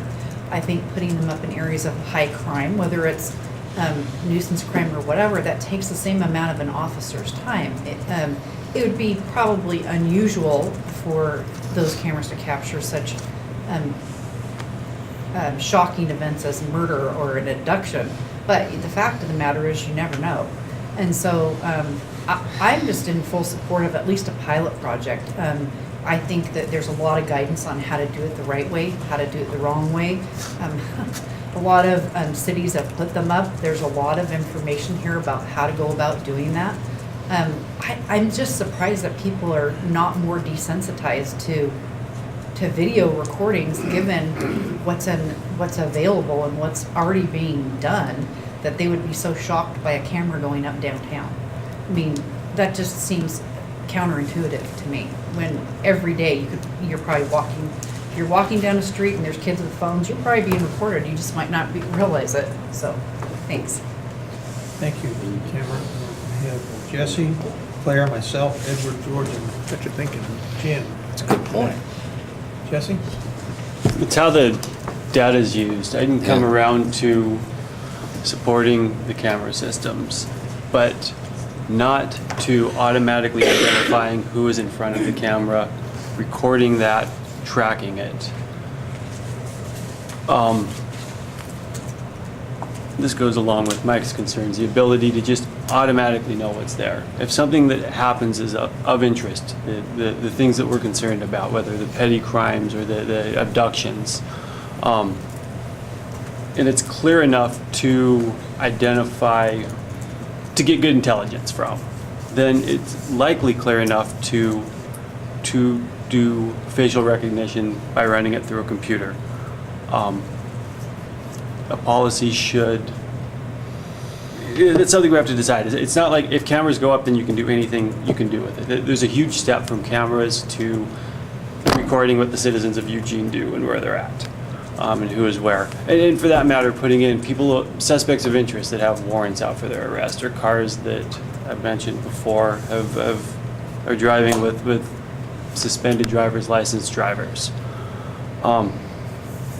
The Supreme Court recently said that a police department could not put a GPS tracking device on the bottom of a car. The car did not go anywhere for a period of, and I don't remember if it was 2 weeks or a month. The car didn't go anywhere that an officer could not have followed the car. Everything that happened was public place, plain view. But the total of being able to just absolutely track everywhere that it went by sitting back and just having a computer record it, that was an invasion of privacy. Whether this would be, if you're tracking what people do, what the High Court is eventually going to say, I don't know. I don't think it matters as we develop the policy in Eugene. If it's going to be used, there should be some distinction about what happens with the data. It's going to be digitized, I imagine, if it's going to be recorded. But what happens with that digitization? Is it just for recording, or is it for identification and monitoring?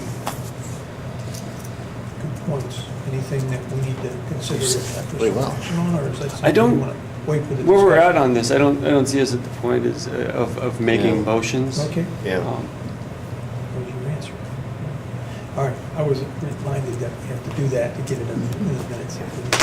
So, all right, we got Claire next, myself, and then Edward, and then George and Jim. Anybody else?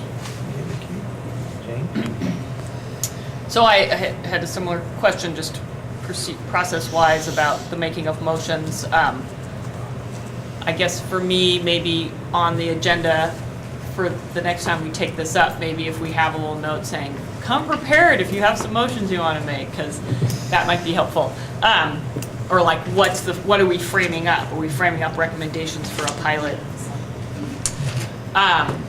So I just want to remind us all again, Tamara's 12-year-old can't take that information and database it and come and arrest us later for something that they thought we might have done. So when your police and law enforcement are taking your picture and tracking you and databasing you, it is not the same thing as private individuals randomly recording you on the street because they happen to have an iPhone. It's a very different situation.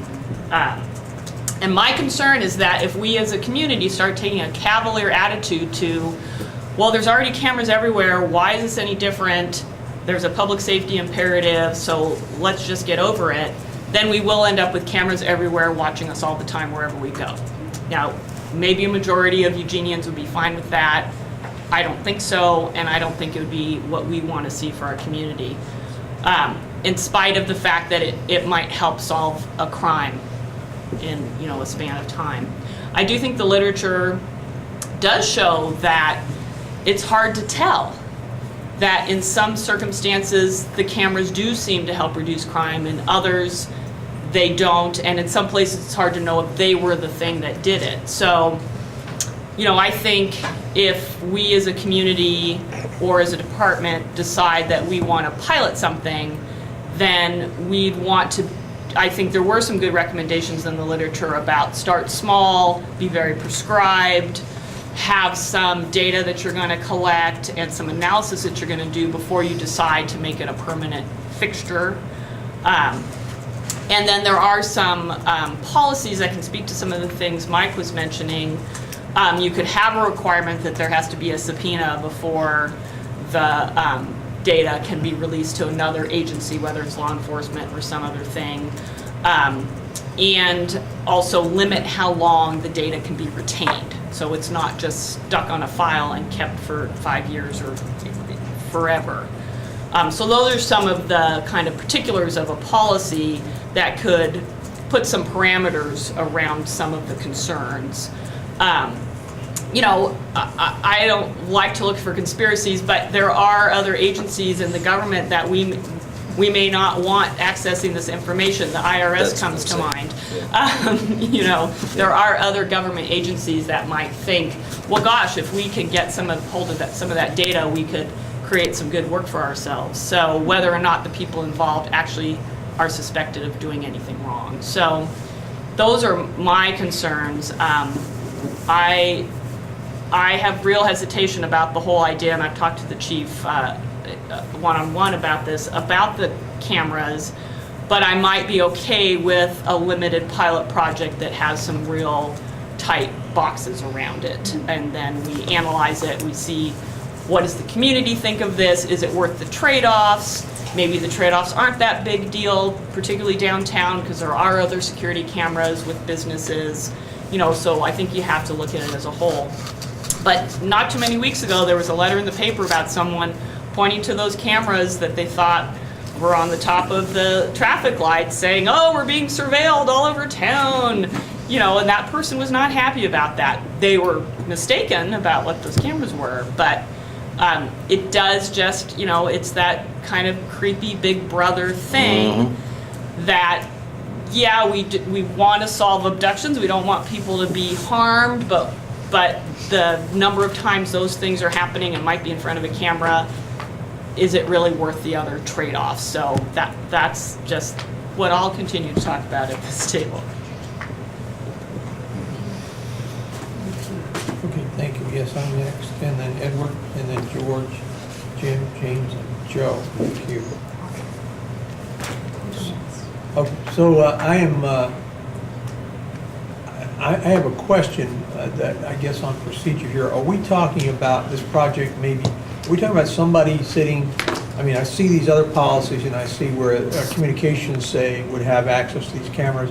Someone is actually assigned, like my people were at the courthouse, to watch the monitors and maybe PTZ, you know, pan, tilt, zoom in on certain conduct or whatever. Are we talking about that, or are we talking about a fixed camera that records at one focal length everything that happens in that area, but nobody's able to control it to zoom in or anything? You can maybe do that digitally later if you want to look at it, zoom, you know, blow it up a little bit, but I don't know what we're talking about here. I guess that I need to establish that before I, you know, before we all know what it is, because there's two different kinds. There's the intrusion of getting real close to somebody's face, and then there's the thing about, you know, like they have in department stores, which is just a fixed focal length camera that you have to walk pretty close to in order for it to identify you.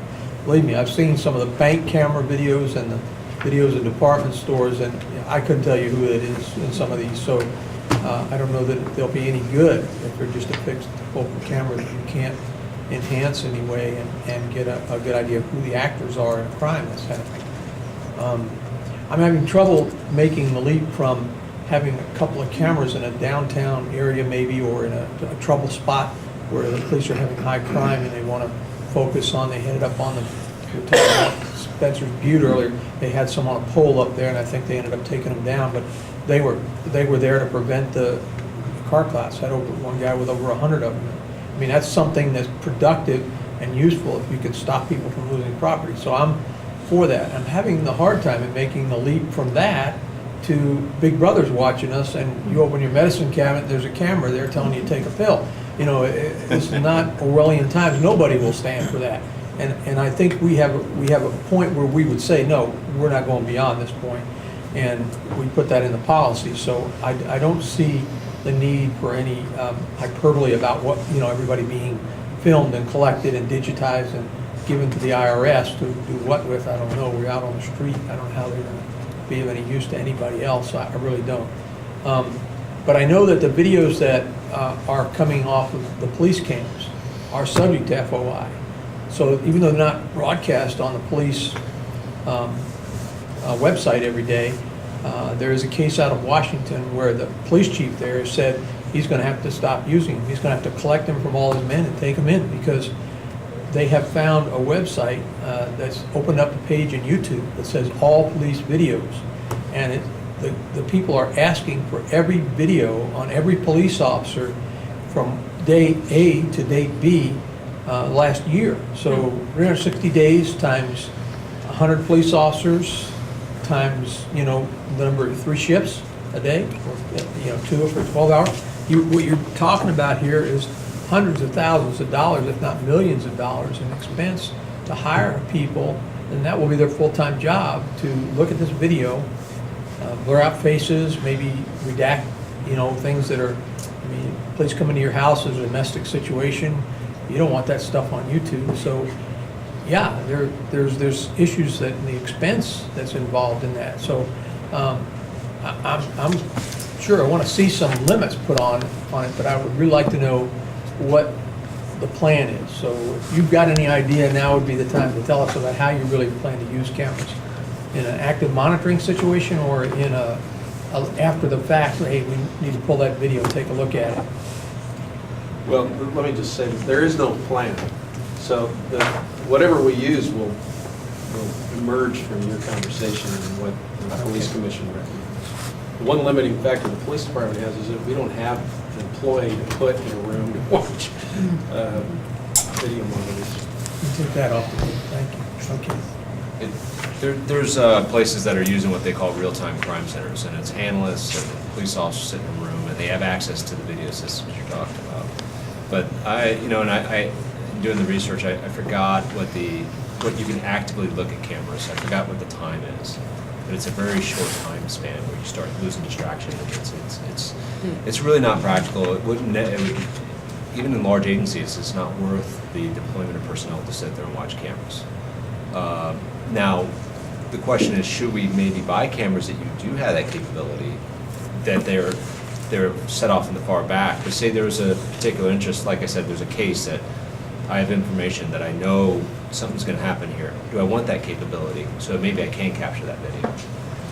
Because I don't think the cost differences are there. It's something we'd have to explore. What are the capture rates for those general type? Because some of the cameras I've seen, the video is getting quite good on the all-around cameras.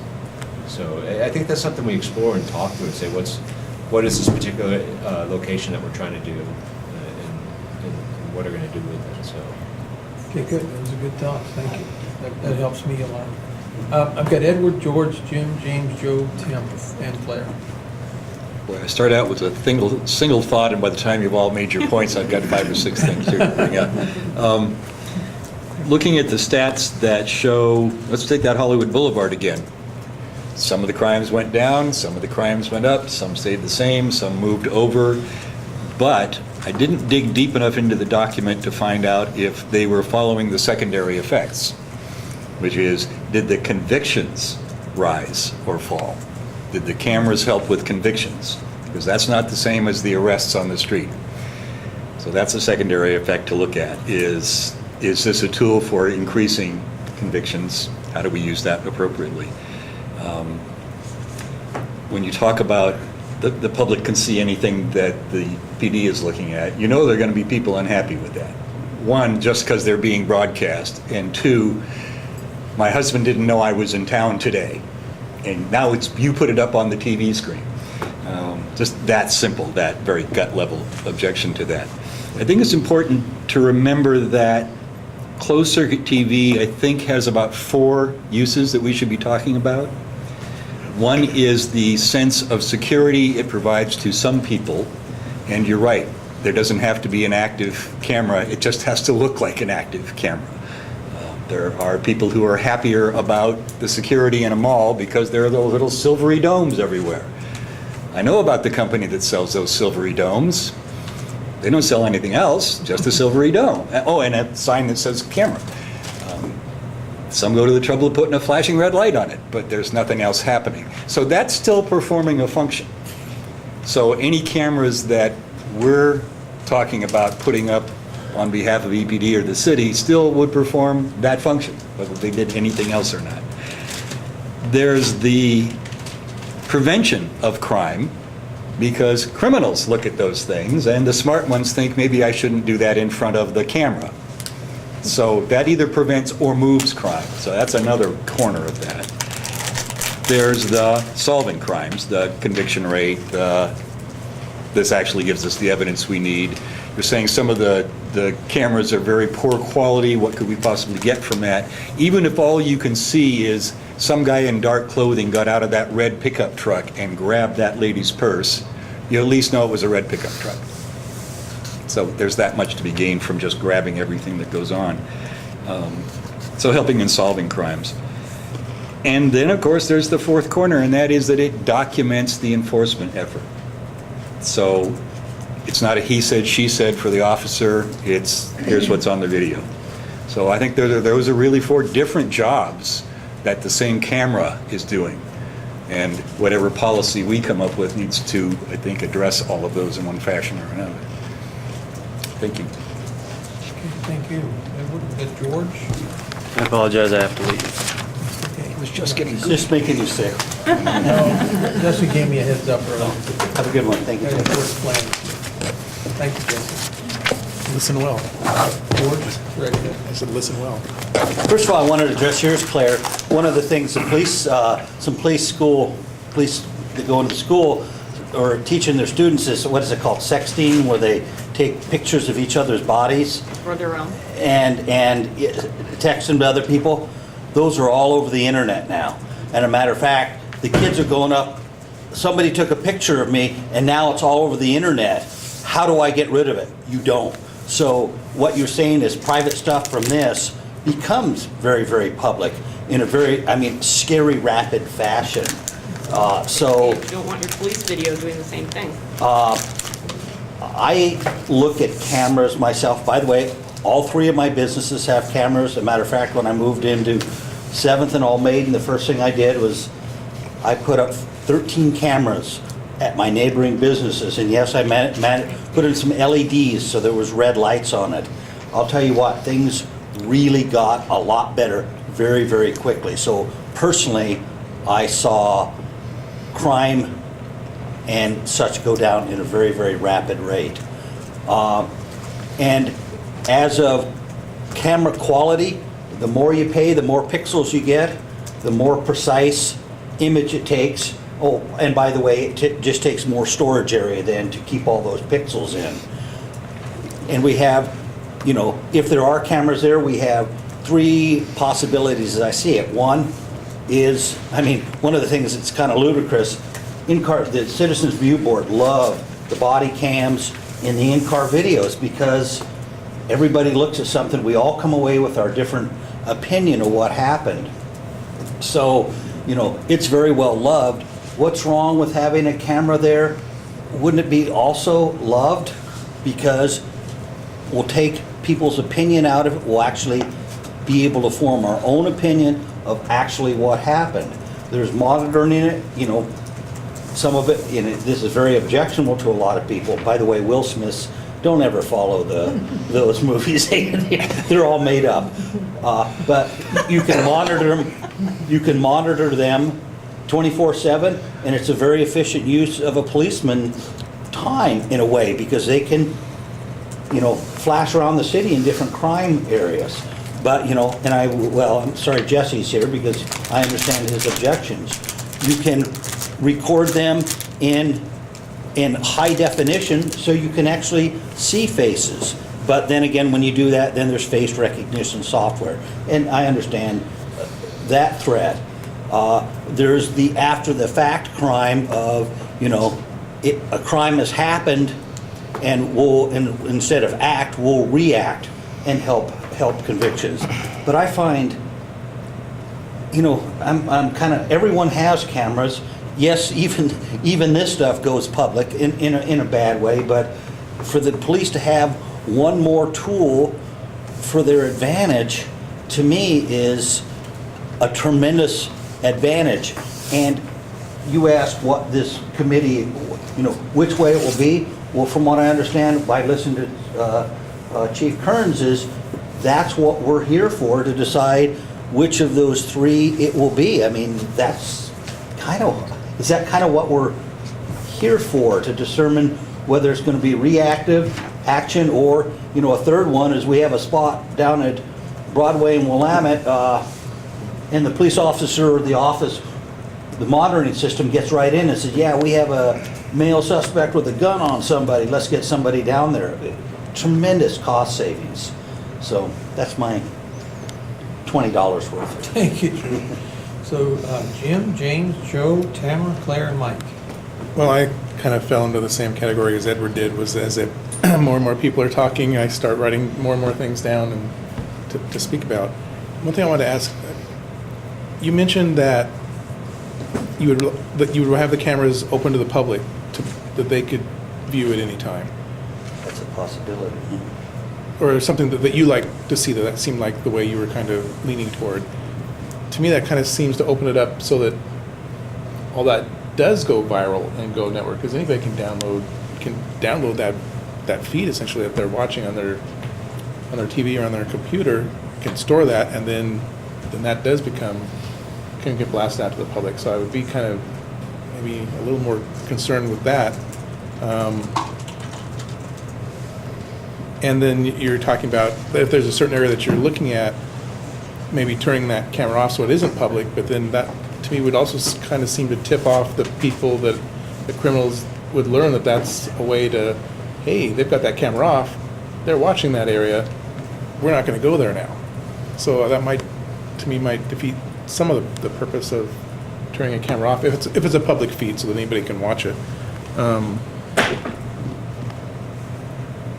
It also does seem like most of the articles did say that at least behavioral crime tended to be most of the crimes that were eliminated, or not eliminated, but reduced as a part of the cameras, which to me would at least be something good that would come out of it.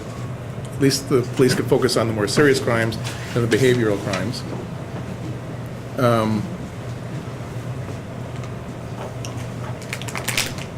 And also, I know we talked about inactive cameras, which, if one thing I've learned in where I work in the financial industry, is that the criminals learn pretty fast where the weak points are, and they would learn where those inactive cameras are, and then they would just ignore them. I mean, it might stop the people that don't know what's going on there, but I think that would be a place where the criminals would start migrating to, because they would have free reign there, and they would know if those cameras weren't active. And then lastly, we're talking about what we want to do with the CCTV and creating a policy, but it seems like we just kind of passed a policy that kind of has a lot of those considerations in place to follow for an emerging technology, and we have all the considerations kind of there in the policy to kind of follow to create this pilot program. So maybe I'm wrong there, but I thought that's what we kind of just passed, that we already got kind of a framework for where we want to head with this. Those are just my comments. Thank you, James. Well, again, about the notes and stuff, I took down a few notes myself, and one of the things is, I think that the intent of this pilot program is to see whether or not cameras will shape behavior. Behavior that's negative behavior in a particular area, and subsequently it could also capture criminal actions in the process, whatever they may be. So behavior could be anything from a minor misdemeanor, somebody just shouting profanity at people that they go by, to some of the more extreme things that causes a real issue in the area. So when we're talking about the cameras themselves, then I started thinking about it. I'm like, well, first you have eyewitnesses that are in the area too. So nobody has mentioned anything about the eyewitnesses that actually view this stuff, you know, and if there's call upon it and there's an apprehension, these people may be called to testify. That's a snapshot, but all the time, eyewitness testimony is not always reliable. There are a lot of faults. A lot of people have gone, innocent people have gone to jail because of perceptions and things like that. Well, the actual camera footage would have the actual event as it happens. And then you can look at that, you know, and then perhaps there's some people that may want to even look at that and be like blinded and say that it didn't happen, but that will be the facts there. We're talking about, you know, the behavior, I was just kind of wondering, George, if your business, the insurance, by you installing the cameras and stuff at your location, the security system and stuff, does that have an impact or a good impact on your insurance premiums and stuff as far as your business is Keep it a concerned? secret from them. They don't know. Yeah. Okay, well. They do now, it seems like well, it should. Well, here's when I had a home security system in my home and stuff, my insurance went down. So, because I've taken that, so that could be an incentive for some of the other businesses and stuff in the area as well.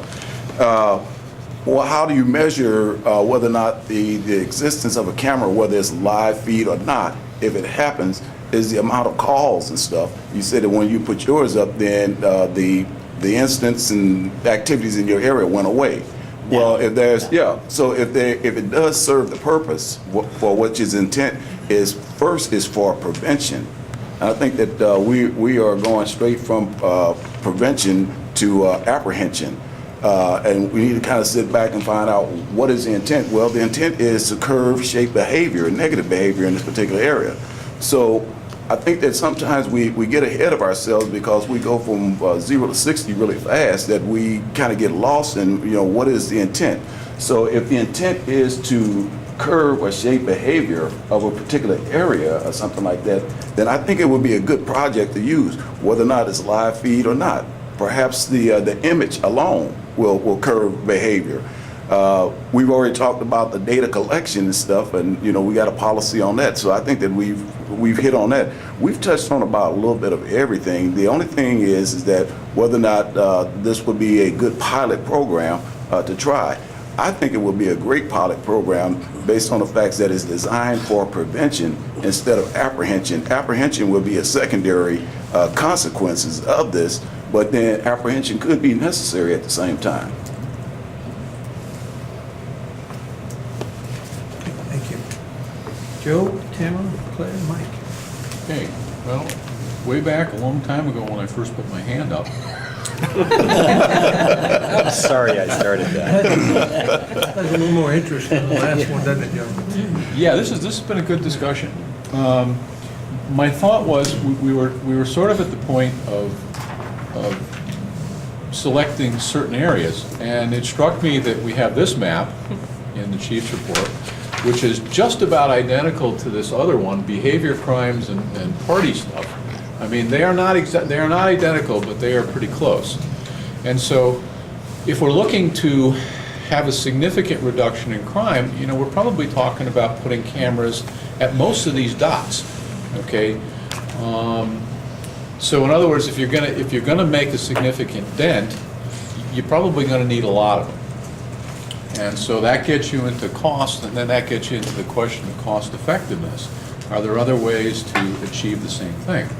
And during this discussion, there was sort of competing values. I mean, at one level you have some people who will feel safer because they see a camera, where there's going to be other people who will feel surveilled. Okay, so whose interest are you going to serve in this particular thing? Who gets, you know, whose values are valued greater in this kind of a discussion? And the question, you know, the next thing is we heard this concept of shifting and shaping behavior. But the question is, at what cost and which behaviors? And the other question is, are there better ways to shift or shape behavior than, you know, putting up cameras? I mean, a lot of the stuff, for example, at the downtown has to do, for example, with homeless people, you know, and the mentally ill. and, other such. People who are down there that folks just don't want to have down there. So are there other solutions to these problems besides recording them so we can get them? I don't know. It's complex issue, but I think if you're talking about significant reductions in crime, you're probably talking about a significant cost for a significant system. Otherwise, you're probably not going to have the coverage that you need to do stuff. I mean, maybe, yeah, you'll pick up some, but at what cost? So that's enough for me for now. Okay, thank you, Joe. We have Tamara, Claire, and Mike. So good discussion around the table already. I do understand the privacy concerns, but I keep coming back to what's the expectation of privacy on a public street. So that's the main point here. It is a public street. I think most people do not have an expectation of privacy on a public street. And someone brought up that, well, what if it's on, what if the footage is on a TV screen and someone's wife, sees their wife that they thought was at work that day? Well, they could drive by just as easily and see the same thing. Somebody else could be sitting at a table at a restaurant across the street and take their and say, oh, that's so-and-so's wife, he's with a different person, and send it to him. And so I think the main point is the expectation of privacy, and I do think it's important to balance expectation of privacy and privacy concerns with prevention and solving crime. But I think when you're talking about, and we're not talking about taking drones and looking in people's windows, we're talking about a public street where I go back to my point about what is today's society's expectation of privacy on a public street. And I disagree that the footage that my 12-year-old might take on his camera isn't indexed and databased. That's what hashtags are for. Hashtags are a way of indexing and databasing footage that's taken. That's why people put them on there, so you can look up anything with that hashtag. That's a method of databasing footage that's already taken. Somebody else made the point I thought was interesting about, I was sitting here thinking, so why are body cams presumably considered a positive thing, but CCTV is not? I mean, how are they really that different? In fact, I would say that body cams are probably more invasive because they go into areas where there is an expectation of privacy than a CCTV trained on a public street would be, or a public sidewalk would be. And then somebody brought up the point about records requests for footage and how much would it cost to produce all that footage. I could be wrong, but my understanding was when somebody makes a public records request, they have to pay the cost of the production of those public records. So I don't know how that would be an argument for an expense to the police department. That would be reimbursed by the person making the public records request, in my understanding. Thank you. First response to that, I did want to know that answer myself. What I found out was you're only allowed to charge a certain amount of money for the request, and so beyond that is your cost. It's just the way it works under the system. I got Tamara, let's see, you're done, so Claire and Mike are left. So actually, the reason I raised my hand was exactly for what Tamara just talked about, the public records request. So you mentioned a thing in Washington State, and then Right. Oregon has different rules around public records requests, and I think Tamara's right. If you put in a records request for all the body cam footage from the last year, the department would calculate how many staff hours it would take to pull that, and then give you an estimate of that cost, and you would have to decide if you wanted to pay that cost or not.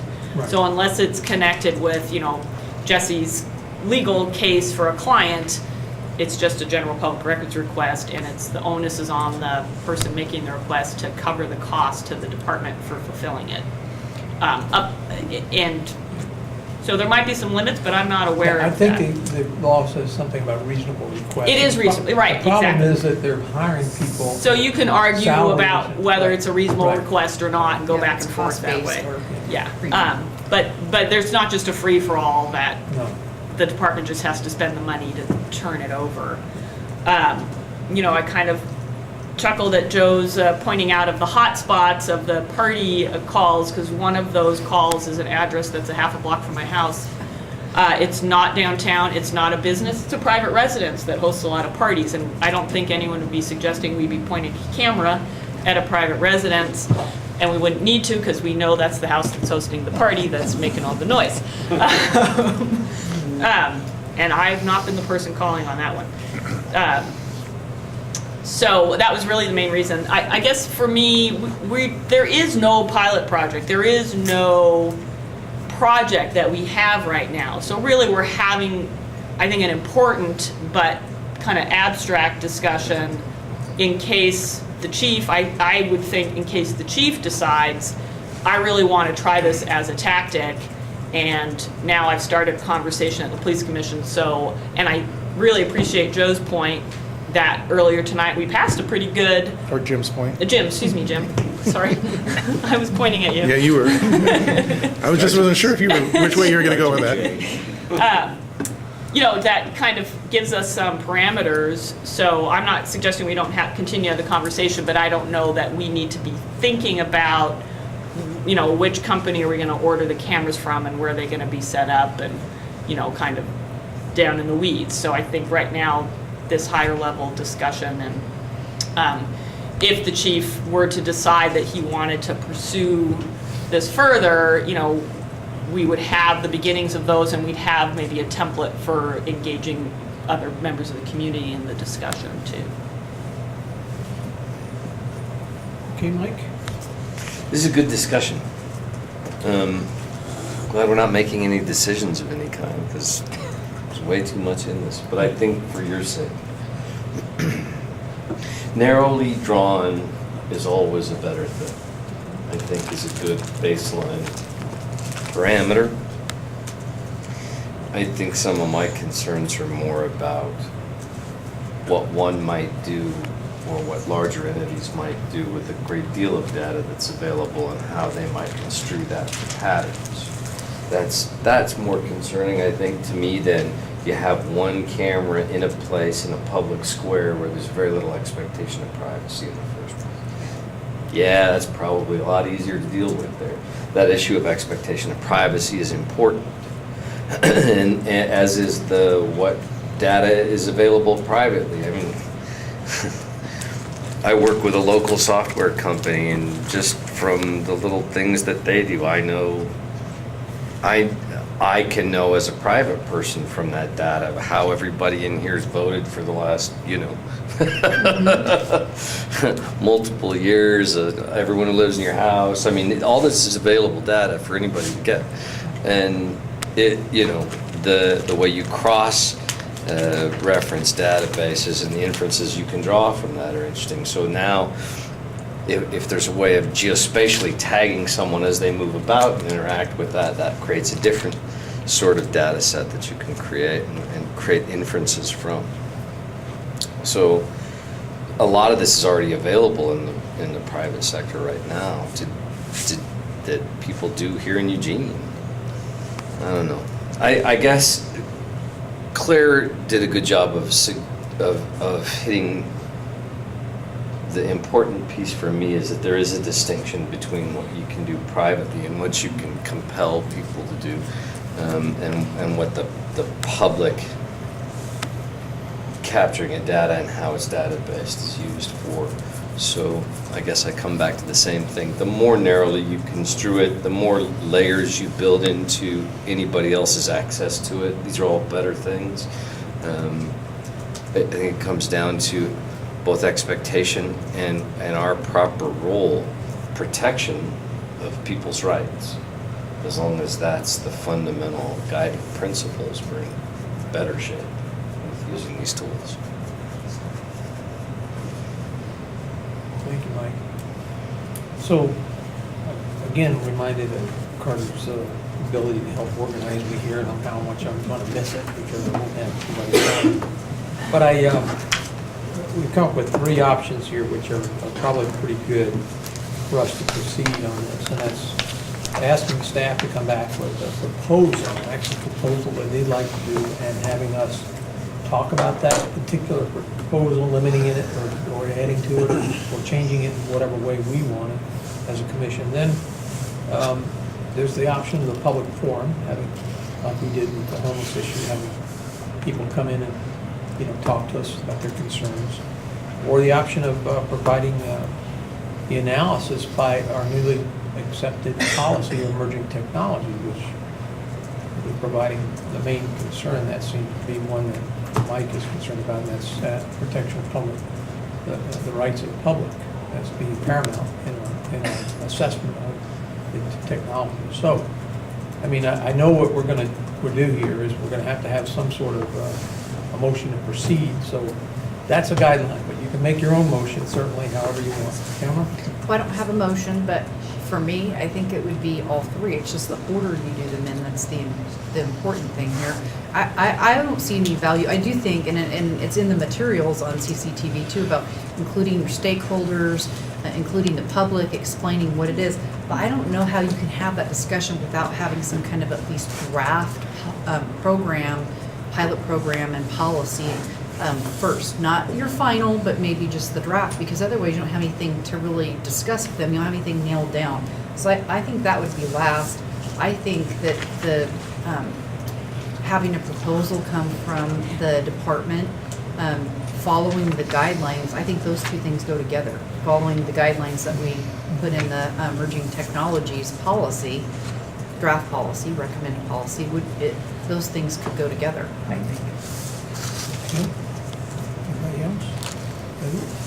I agree with Tamara about the cart and the horse. A public hearing without even a draft policy is a great way to get people really worried about what the department's doing. Yeah.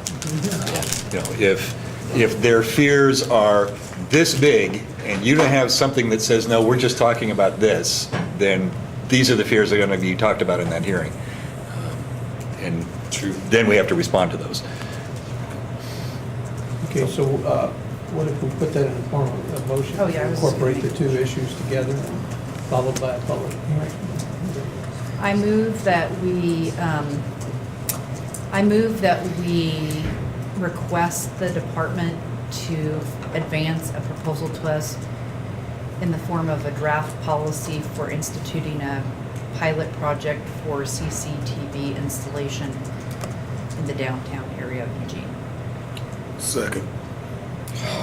Motion made and seconded by You have a friendly amendment, that's fine. James. Discussion, Mike?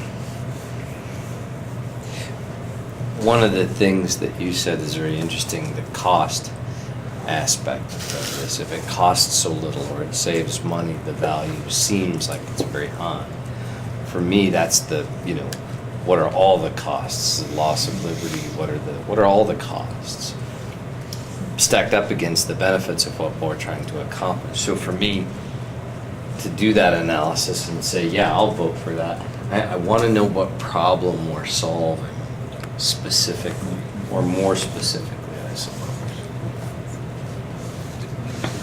So, maybe we could amend the motion to have the policy indicate exactly what your concern is. Then what is this going to do? Or how is this policy added into the policy to specifically say what it is we want the policy to do? I hope that the administration would come with that, bring it to the table so we can understand what it is they want to do. A wrong to be righted, or an issue of Jim and Joe already in the queue. what's the the benefit from the use of technology in that fashion? What's the specific end that's being sought? That would be a part of it for me too. Okay. Chief, you want to respond? No, I'd get in the queue. That's good.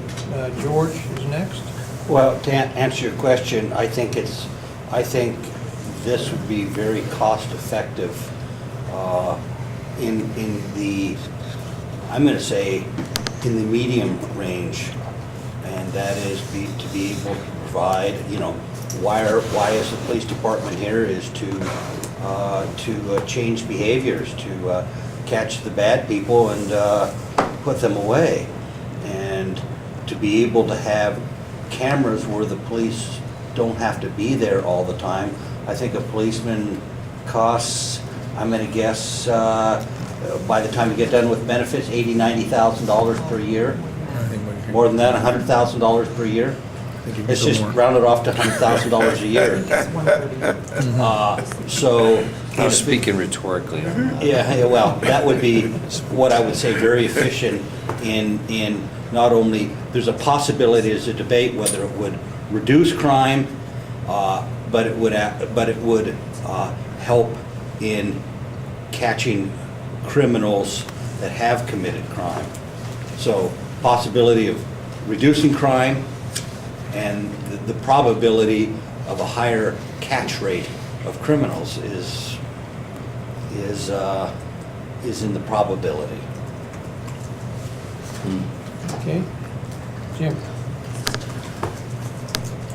First, I want to ask, and maybe it's better to wait till the chief speaks, but I want to ask, are you looking to go forward with this, and that's what you're looking for from us? A recommendation for you to go forward with this? Or are you kind of really planning to go forward with this and you're looking for guidance from us? I'm looking for your recommendation. To go forward, or just how to? If we should go forward, then Okay. how to go forward. Cameras on the Okay. wall. Then again, I don't know where cameras would be. then again, I go right back to what we just passed, and I think a lot of what's been brought up is right here. The purpose and objectives of the project is right here in the draft we just passed. Evaluation methods and scope are all right here. Some of the questions that we've already raised are answered right in here, what we've already discussed tonight and passed. I mean, Do you have a friendly amendment? unless I'm missing something. I didn't say that. Do you have a friendly amendment about following this draft policy? Well, Sure. if I could, what you're pointing to is a internal policy where someone would make a recommendation to the police chief. So when you refer to that, are you saying, use your policy, chief, and let people make recommendations to you? Is that what you're saying? Or are you saying use that, we could, I would you as say the police commission could use that I would say formula? using this.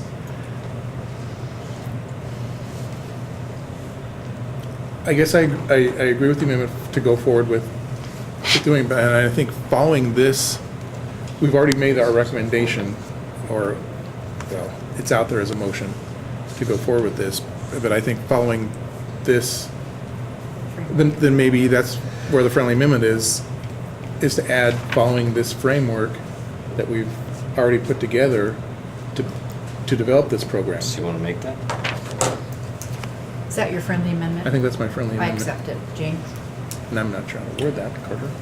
I just did. You were the second. You were the second. Yeah, spot on. Okay, so now we have Carter have it correct now. We're adding into the motion that they use this as a framework in order to bring the recommendation to us regarding the use of the CCTV. Okay. Because I do agree that I think starting small and coming from the chief, what he's looking at to try to accomplish with that. I mean, what are the objectives? Yes, we have some objectives, but if we start with something that is coming to us, that will help us also kind of, because you're going to have some objectives that I would think that you're kind of looking for too. And then we can start with a framework that way and then build on that. Okay, I have Joe, Chief, and Claire in the queue, and I'm going to cut it off because we're going over time, unless I get a motion to extend time for this. Otherwise, I'm going to cut it off after you three. And we'll take a vote. I move we extend time to capture Edward, who already had his hand up before you said. We're going to capture 4 people, and we're past time. I'll second it. I mean, There's no need to make a motion. I'll be Chair's brief on my discretion. part of the I don't want the commission to evaluation. get I don't too far have a off long track, but statement. Go ahead. Get out of here. It's Joe next, then, it's Joe, then the chief, then Claire, then Edward. So I might be willing to It's Joe support. next, then. It's Joe Sorry. next, and then you, okay, Joe? Yeah. Go Oh, ahead. I'm sorry. That's all right. Okay. I really key on Mike's point about what is the actual goal of this. I mean, what particular crime are you looking to reduce as a result of doing this particular activity? I think what I'm going to do is I am going to vote in favor of this resolution, specifically to see what comes back, although when it comes back, you know, I reserve judgment at that point. The couple of things along the way is I did hear some stuff about cost effectiveness, yet I've heard the assertion of it, but I've seen no evidence indicating that it is in fact cost effective. And the reading that I did in this packet seems to indicate that it's not clear. So I don't know, you know, I keep hearing the assertion that it's cost effective. The other thing that came up in this discussion, and then I'll leave it at that, is the cost of an officer. And a couple of years ago when, you know, I was starting looking at the relationship, for example, the police department to the homeless, if we simply take the entire budget, divide it by the number of officers on the street, okay, we come up with a number of or at least a couple of years ago, we came up with $253,000 per officer, which is salary, training, equipment, overhead, supervision, records, you know, evidence. In other words, every support function that goes into putting one person on the street adds up to $253,000 per officer. So, you know, that's I think what you're working, you know, against in this particular thing. I mean, how does a project like this relate to the value of an existing officer fully burdened with all support services? And I'll leave it at that. Okay. Claire? So, much like Joe, I'm inclined to support the motion to see the next step, but I reserve judgment on whether or not I would support moving forward with any kind of project of this kind. Right now, the case has not been made to me that it's needed, that it would be effective. Now, granted, the chief hasn't really had the opportunity to make the case, so, you know, to some extent, I'm willing to move it along in order to hear the justification and the rationale for why we would need to implement this kind of program. Edward? Chief, I just want to make sure I understood your question. Were you asking, does this policy that we just voted on earlier this evening, in fact, give you a green light to do something with this?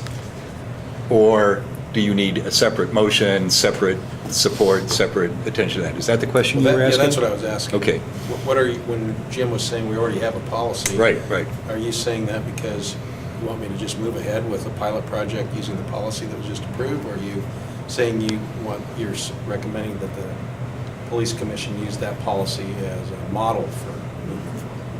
Because what I understood Jim to be saying was use it as a model. The motion is amended to answer that question. Yes. Okay, I just wanted to make sure everybody So understood. that you understand the motion, yes, it is including that as a guideline or format in order for us to shape their policy on CCTVs. Which is different from what you just said. So does that answer your question then, Chief? That's what, He was asking. So what's the motion? Yeah, I have the same problem with you said. We're saying we were going to use that as a guideline.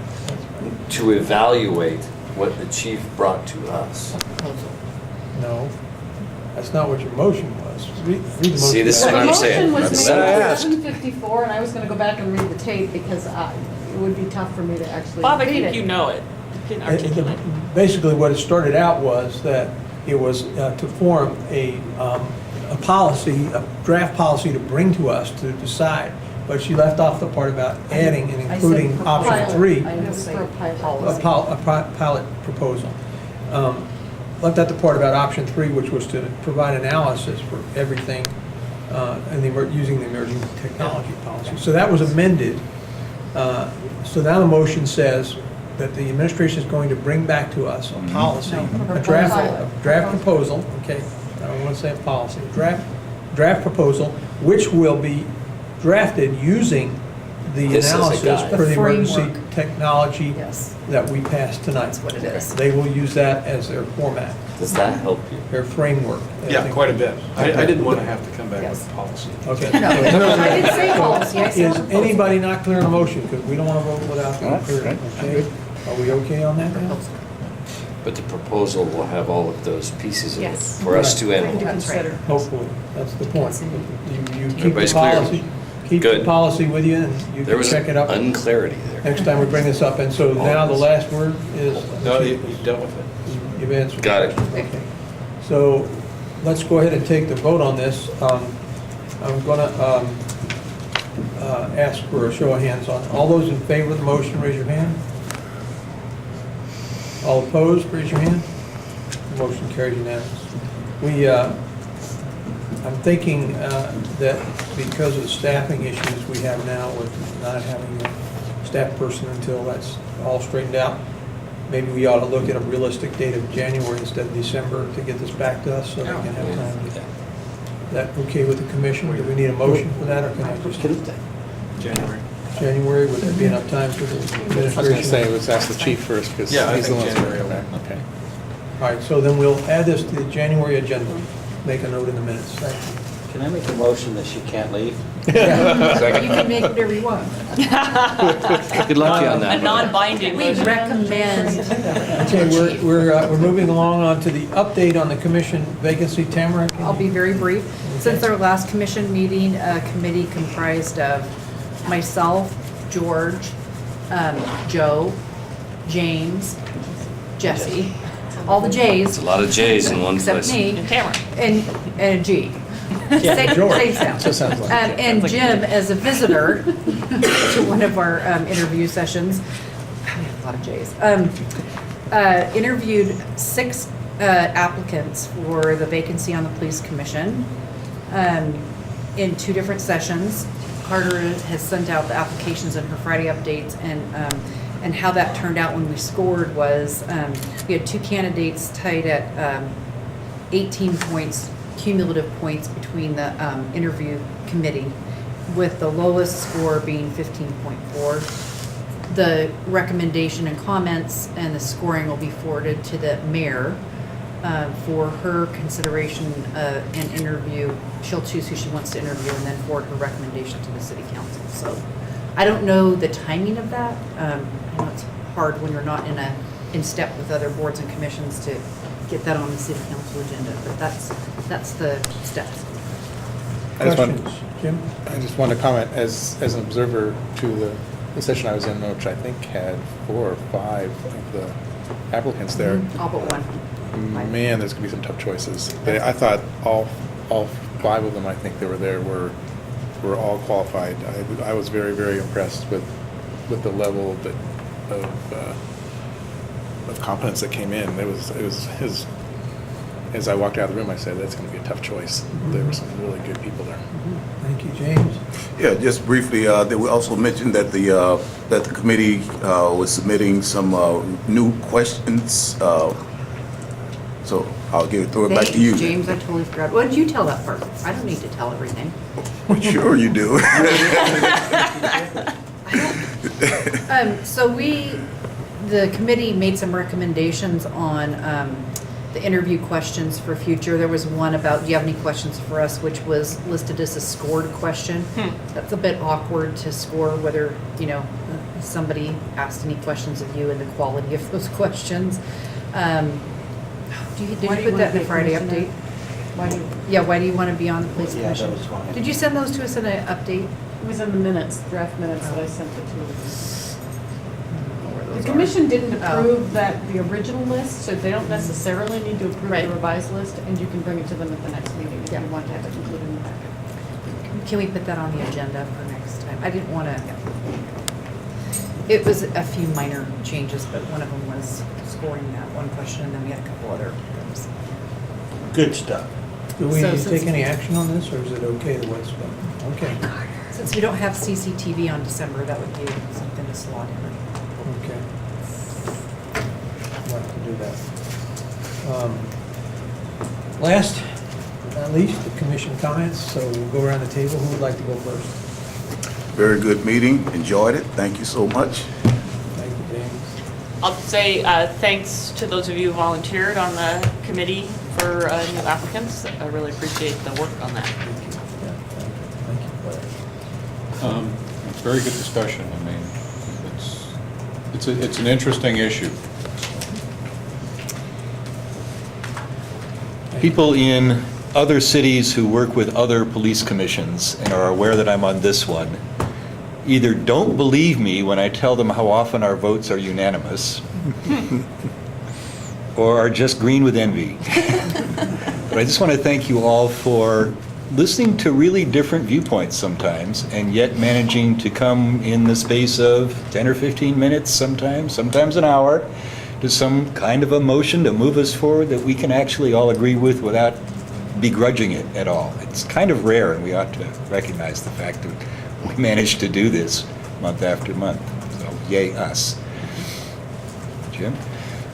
Yeah, definitely a great discussion tonight and talking about the being unanimous. I was actually kind of very surprised that we passed something that's a somewhat controversial issue unanimously to move forward with it. So I think, and yes, I agree, reserve the right to at least look at it and then change your opinion later, but at least you've got your right to see what comes out of it and then make your decision later. But yeah, having a unanimous decision on something controversial like this, to me, that's amazing.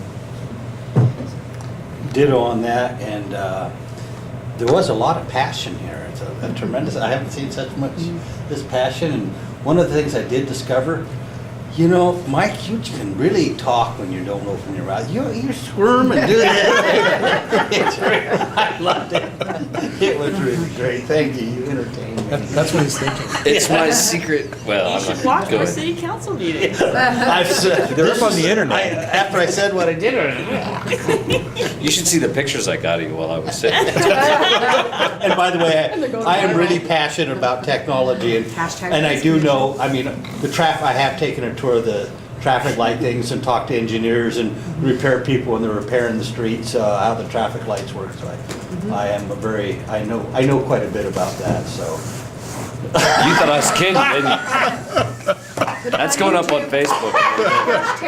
Just saying. Thank you. You've got video of you. Expectation Are of you privacy. finished? Brother, I'm doing 3 things at once all the Are you time. finished, George? I saw the picture, I think you are.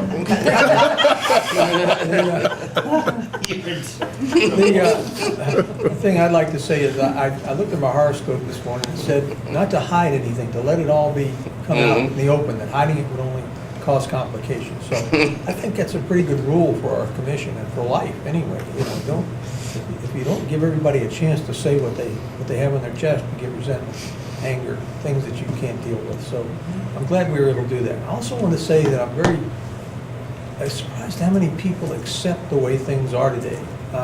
I remember a time, I'm old enough to remember, when if somebody had a photography habit and some kind of hobby that they were doing, they would come up to you and ask permission if they could take your photo. If they had something that they saw in your face or whatever, they would ask. It was only, yeah, it's legal, but is it moral? Is it right for people to take pictures of everybody that they see just because they feel like they want to? I mean, where does it stop? So, yeah, I think we've entered a different age. It's lamentable, and I hate to see it, but it is a fact of life. So that's what I want to do. Tamara? I don't have anything to add. Thank you. Okay. Chief? Thanks, everyone, for your input. It's always good to hear what you think, and it's helpful to guide what we'll do next. Okay. Mike? So happy that I came tonight. It's interesting. I've been a member of the police commission for 6 years. I think longer than pretty much anybody at the table.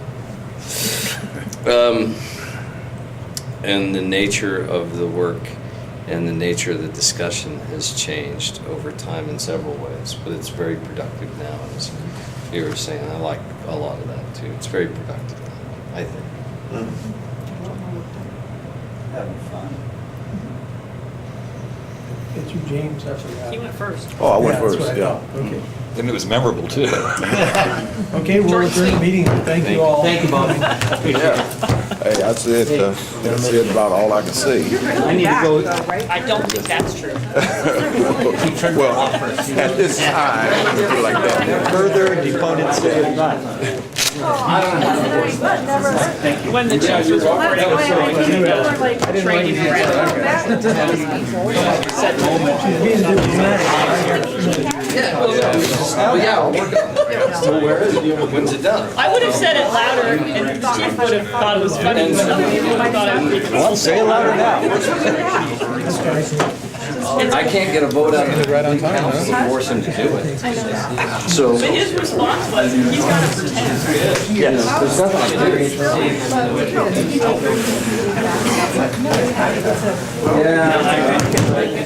I actually, Yeah. I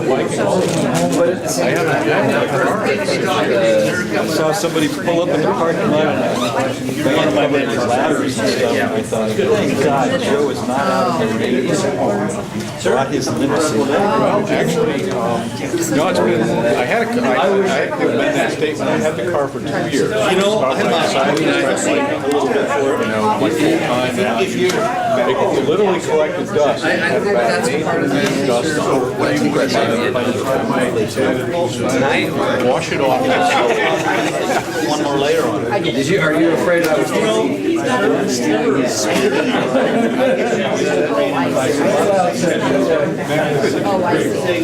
I have stolen your spirit with my magic.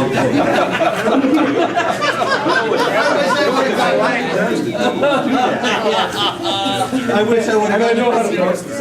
I wasn't explaining. Anyway, I was thinking of you on our way. So miserable out.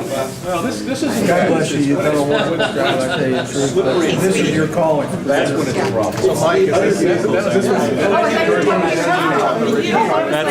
Yeah, well, and that, he gives me crap all the time, so I'm good with that. Look at the other side. No, this is, I didn't give it to you after, I think it was. you're this, this is the thing on what? I own all. You're working, you're going to, That's the ones on what? This is kitty corner from Matt Knight Arena, half a block east of Matt Knight Arena. And 7th on Main. This is the window. you and I are making Now I have a new assistant. And I rigged up an LED on every LED is burned out. I soldered a muscle down roof and put them in. But it made, it was. We do have a new assistant. Right, I did put a resistor. Right, I did put a resistor. Doesn't mean it's not everybody gets their I'm well, back now. Right. This is such a nice. LED on motion detector that only comes on at night. Okay, my fan housing above my toilet lights the toilet water. You are not going to get anywhere when you Women don't understand what men do. You're sitting there, you don't want to turn on the light in your hand, and all of a sudden you don't see the water splash. So you go to the left. Wrong way! Yeah. I'm serious about that, if I can do that for you. Thank you. Thank you. Hey, yeah, thank you. And you should pretend that you've got video. It's just live. Yeah. I do. Mike's tired. I'm often tired.